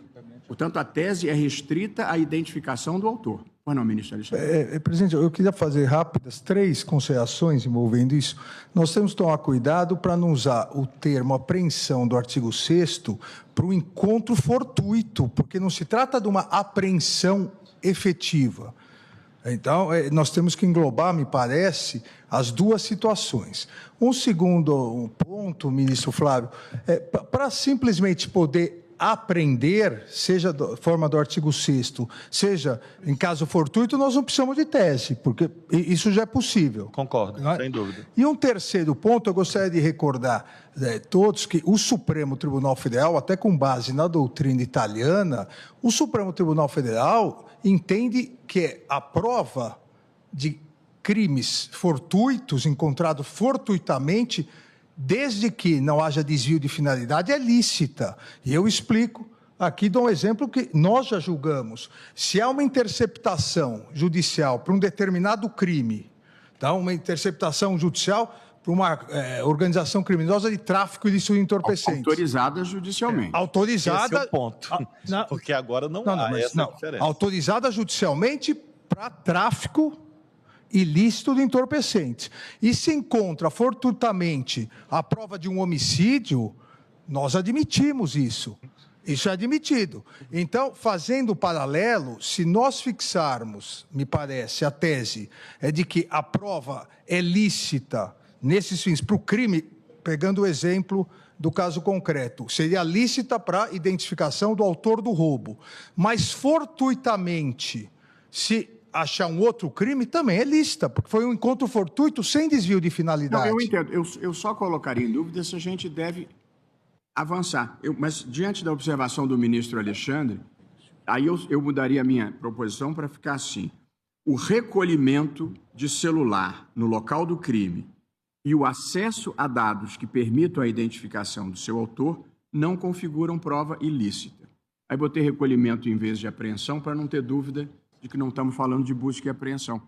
Eu estou insistindo nesse ponto porque acho que é uma tese restrita, estreita, o narrow, como se diria na doutrina estrangeira, que resolve o caso concreto e não abre para outras discussões que a gente pode querer amadurecer mais à frente. Sim, eu só fico na dúvida, diante de situações concretas que já se colocam, e aí vem hipóteses as mais diversas, por exemplo, a imediatidade do uso de dados, tendo em vista, por exemplo, uma situação de sequestro, em que você precisa reagir. A mim me parece que dá mais conforto a posição trazida pelo ministro Zanin, acho que incorporada pelo ministro Toffoli, quando fala que apenas excepcionalmente será possível a... É que eu nem consegui terminar a minha tese. Desculpa, Zé. Desculpa. Não, o item 1. Não, mas continue, ministro Gilmar. Só para lembrar que eu gostaria de fazer o meu voto. Não, claro. Não, desculpe. Realmente. Mas é só para dizer, porque a tese do ministro Zanin incorpora essa excepcionalidade. E aí até um juízo de proporcionalidade pode permitir, não é, que se faça essa avaliação para não sermos mais realistas do que o rei, não é, diante de fatos que não podem ser deferidos no tempo. O ministro André, salvo engano, na proposta que formulara, até admitia uma ratificação posterior, uma decisão judicial posterior, né? Então fazia, quer dizer, mantinha a ideia de reserva de jurisdição, tal como decorre do sistema, a posteriori para situações quitais, não é? Então, mas assim, eu tentaria fazer a separação que o ministro Flávio Dino fez entre o recolhimento ou apreensão e o acesso. Então, ministro Toffoli, me permite só um... Pois não. Depois posso fazer a sugestão, mas na linha do que o ministro Gilmar acaba de dizer, eu imagino um estado de necessidade probatório, mais ou menos com os requisitos do artigo 24 do Código Penal. Quer dizer, nós teríamos situações em que seria possível o acesso por conta de um estado de necessidade probatório para se preservar alguns bens da vida com a posterior análise judicial. Acho que isso podemos cogitar também. Acho que até por questões tecnológicas, né, ministro Zanin? Exato. Não sei se Vossa Excelência quer falar, porque conversamos sobre isso. Acho que vale, talvez, trazer a elucidação, mas eu não queria me apropriar dos comentários de Vossa Excelência. Não, imagina, temos situações realmente em que equipamentos hoje permitem a destruição imediata de dados a partir de, por exemplo, o celular saindo de um determinado local, a destruição, ou até um acesso remoto que permite a destruição de dados de outra pessoa, exatamente. Então, nós temos que levar em consideração também essa realidade. Gente, tese confusa demais, complexa demais, não vi.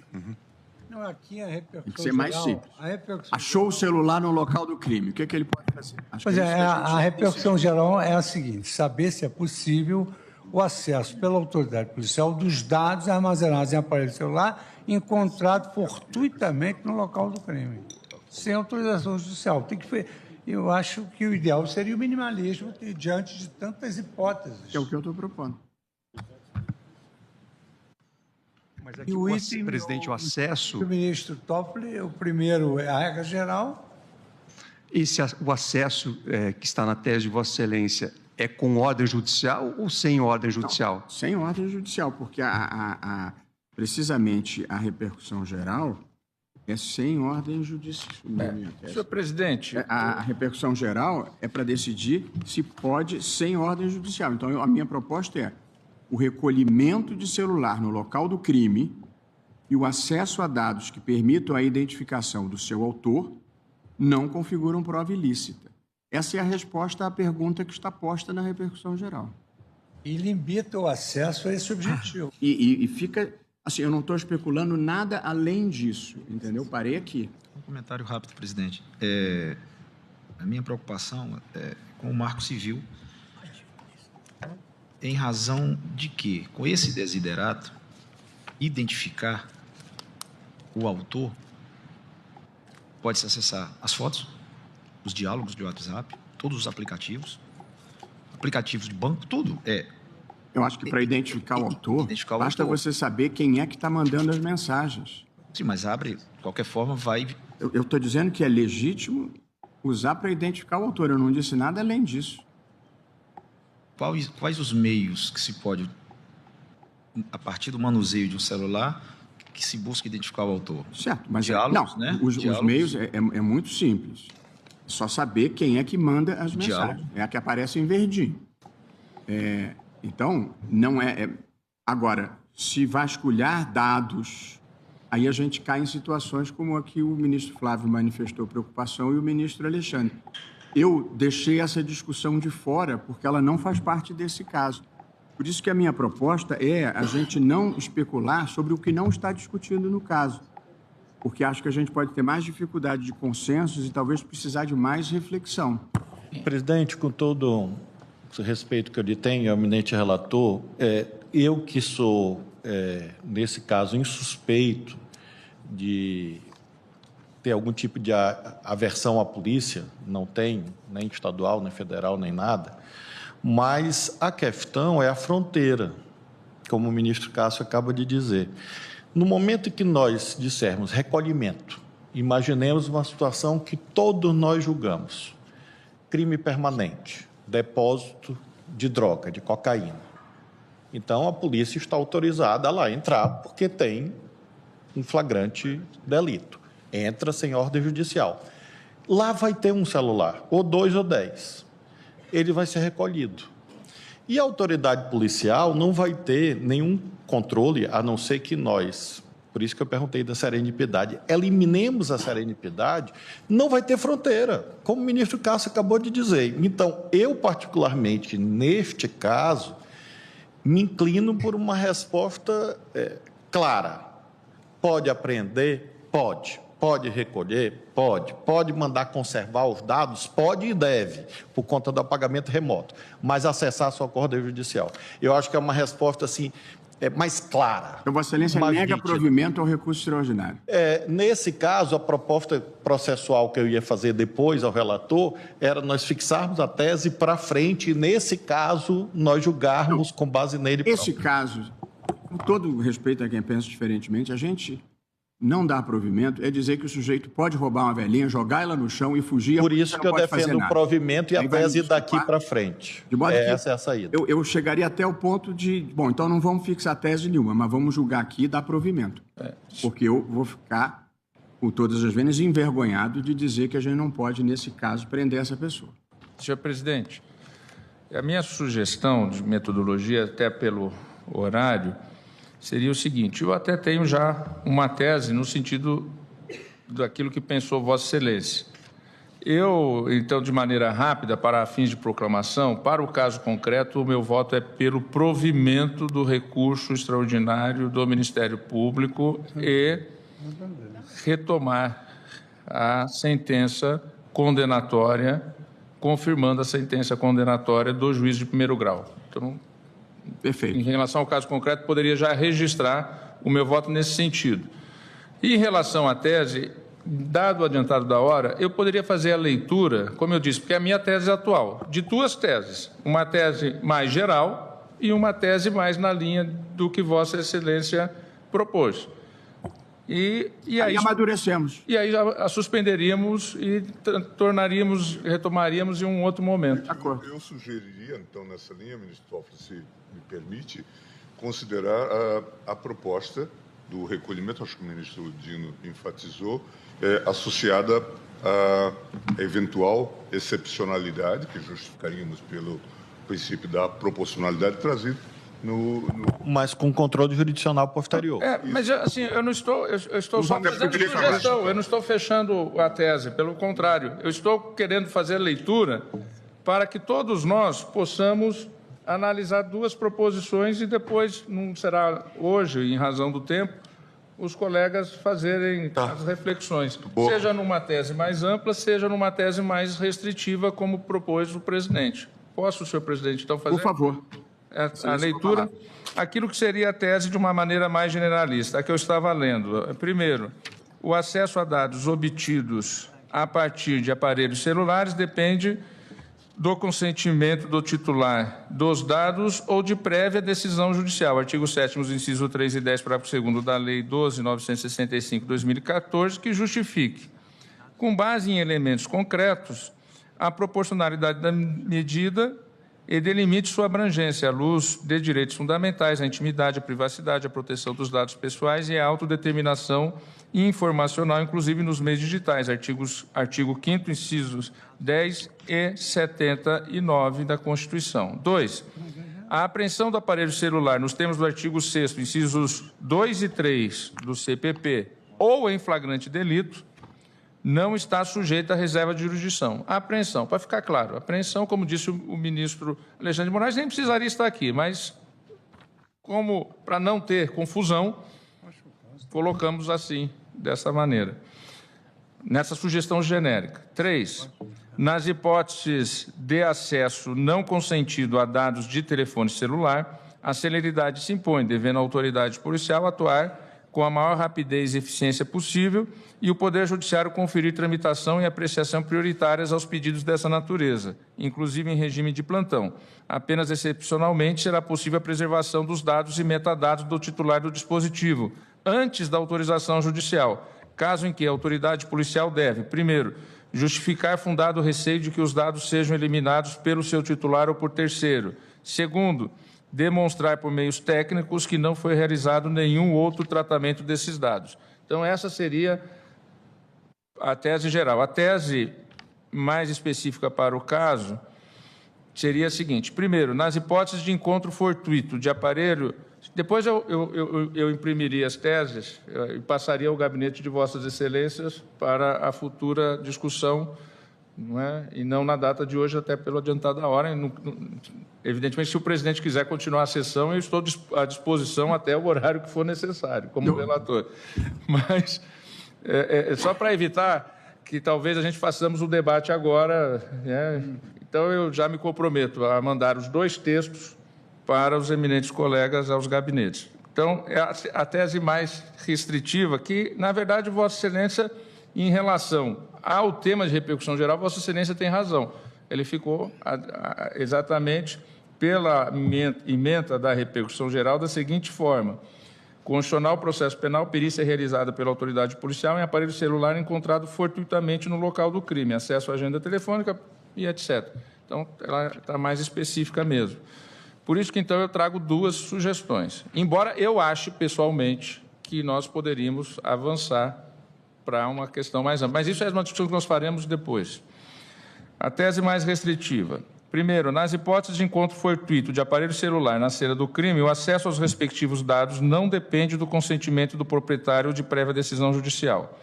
2, em se tratando de aparelho celular apreendido por ocasião da prisão em flagrante, o acesso aos respectivos dados está condicionado ao consentimento expresso e livre do flagranteado ou à obtenção pela autoridade policial de prévia decisão judicial. Artigo 7º, inciso 3 e 10, parágrafo 2º da Lei 12.965/2014, que justifique, com base em elementos concretos, a proporcionalidade da medida e delimite sua abrangência à luz dos direitos fundamentais, à intimidade, à privacidade, à proteção dos dados pessoais e à autodeterminação informacional, inclusive nos meios digitais, artigo 5º, 5 e 79 da Constituição. Nesses casos, a celeridade se impõe, devendo a autoridade policial atuar com a maior rapidez e eficiência possíveis e o Poder Judiciário conferir tramitação e apreciação prioritárias aos pedidos dessa natureza, inclusive em regime de plantão.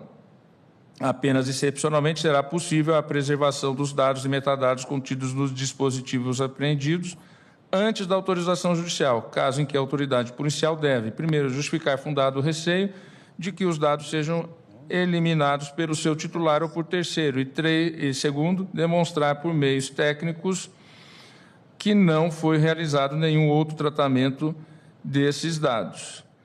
E aquela situação, dentro desse limite, de que a apreensão do celular, nos termos do artigo 6º, o 2 e 3, ou em flagrante delito, não está sujeita à reserva de jurisdição. Qual a tese mais restrita? Mas aí no caso de recolhimento, nesse caso do... E qual a tese mais restrita?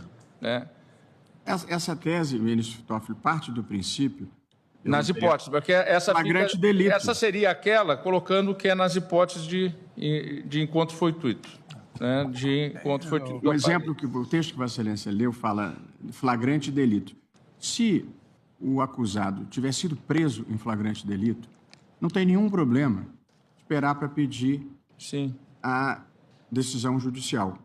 Eu estou discutindo a situação em que você pega o celular, recolhe o celular e quer identificar quem é o autor.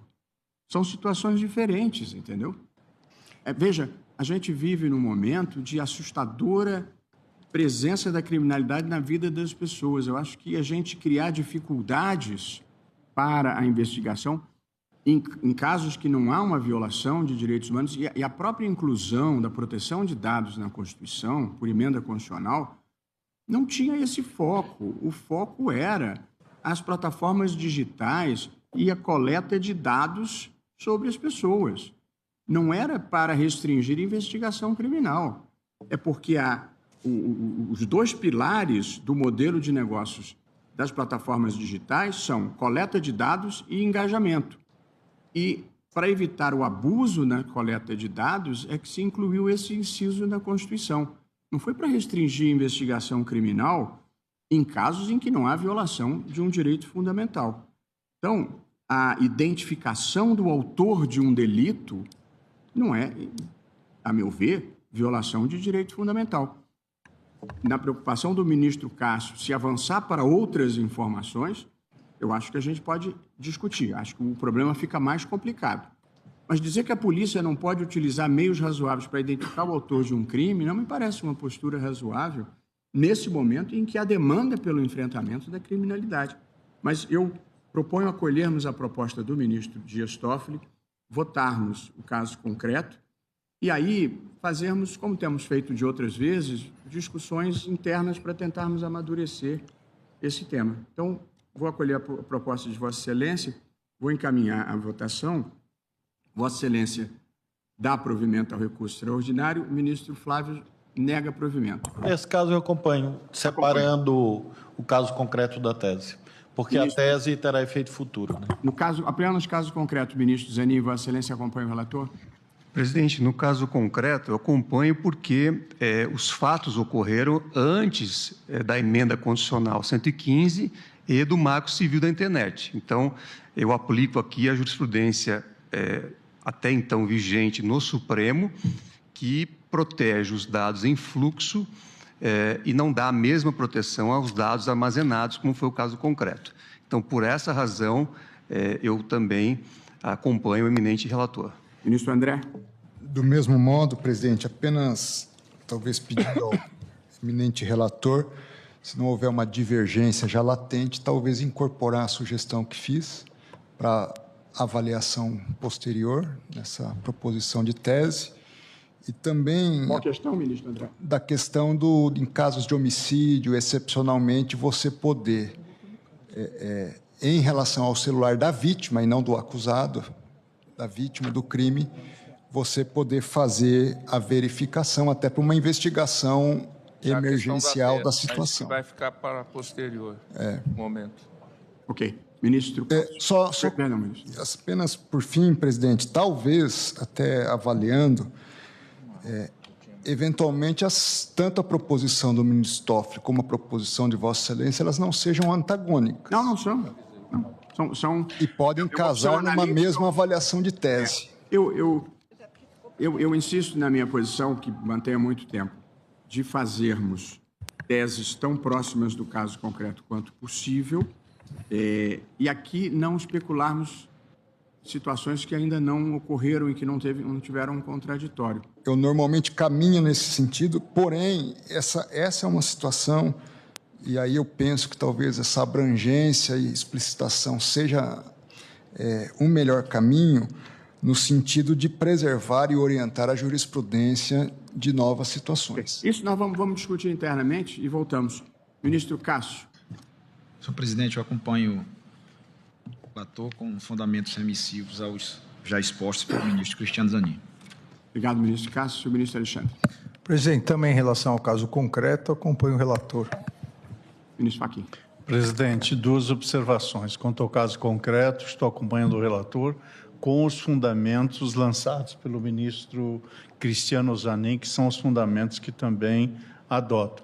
E do ponto de vista de sugestão da tese, só voltando ao caso de 2014, duas vezes citado da tribuna, lá há um conjunto de exceções que a Suprema Corte indicou e, quem sabe, valia a pena olhar estas exceções que vão na linha da preocupação do ministro André Mendonça. Mas, no caso concreto, estou acompanhando o relator com os fundamentos indicados pelo ministro Zanin. Ministro Fux, obrigado. Ministro. Presidente, também eu acompanho e eu entendo que, no meu modo de ver, esse subterfúgio para anular operações, para anular inquéritos e ações com base em ilicitude da prova, se efetivamente se concluir que efetivamente ocorreu o delito, eu sou absolutamente contrário.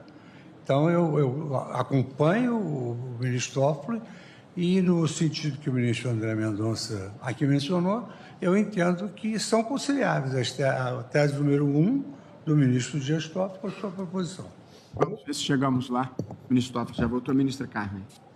Também eu acompanho, no caso concreto, o provimento tal como feito pelo ministro Dias Toffoli, presidente. Ministro Gilmar. Eu também acompanho com os fundamentos agora trazidos pelo ministro Zanin. Também eu estou acompanhando o ministro Toffoli. O fundamento da minha decisão é o recolhimento de celular no local do crime e o acesso a dados que permitam a identificação do seu autor não configuram prova ilícita e proclamo, então, o resultado. O tribunal, por unanimidade, deu provimento ao recurso extraordinário, ficando adiada a definição da tese. Bem assim? Perfeito, presidente. Muito obrigado, ministro Toffoli, pelo bom debate. As fáceis já pegaram todas, de modo que vamos fazer a reflexão possível. Queria cumprimentar o doutor Marcos Paulo Dutra Santos, que esteve na tribuna, e o doutor Bruno Buonicore, pela colaboração com o tribunal, pela discussão qualificada de temas difíceis, cada um desempenhando o seu papel na vida como é próprio. Já andei do outro lado também. Muito obrigado a todos. Fica encerrada a sessão. Eu ia falar, fica extinta.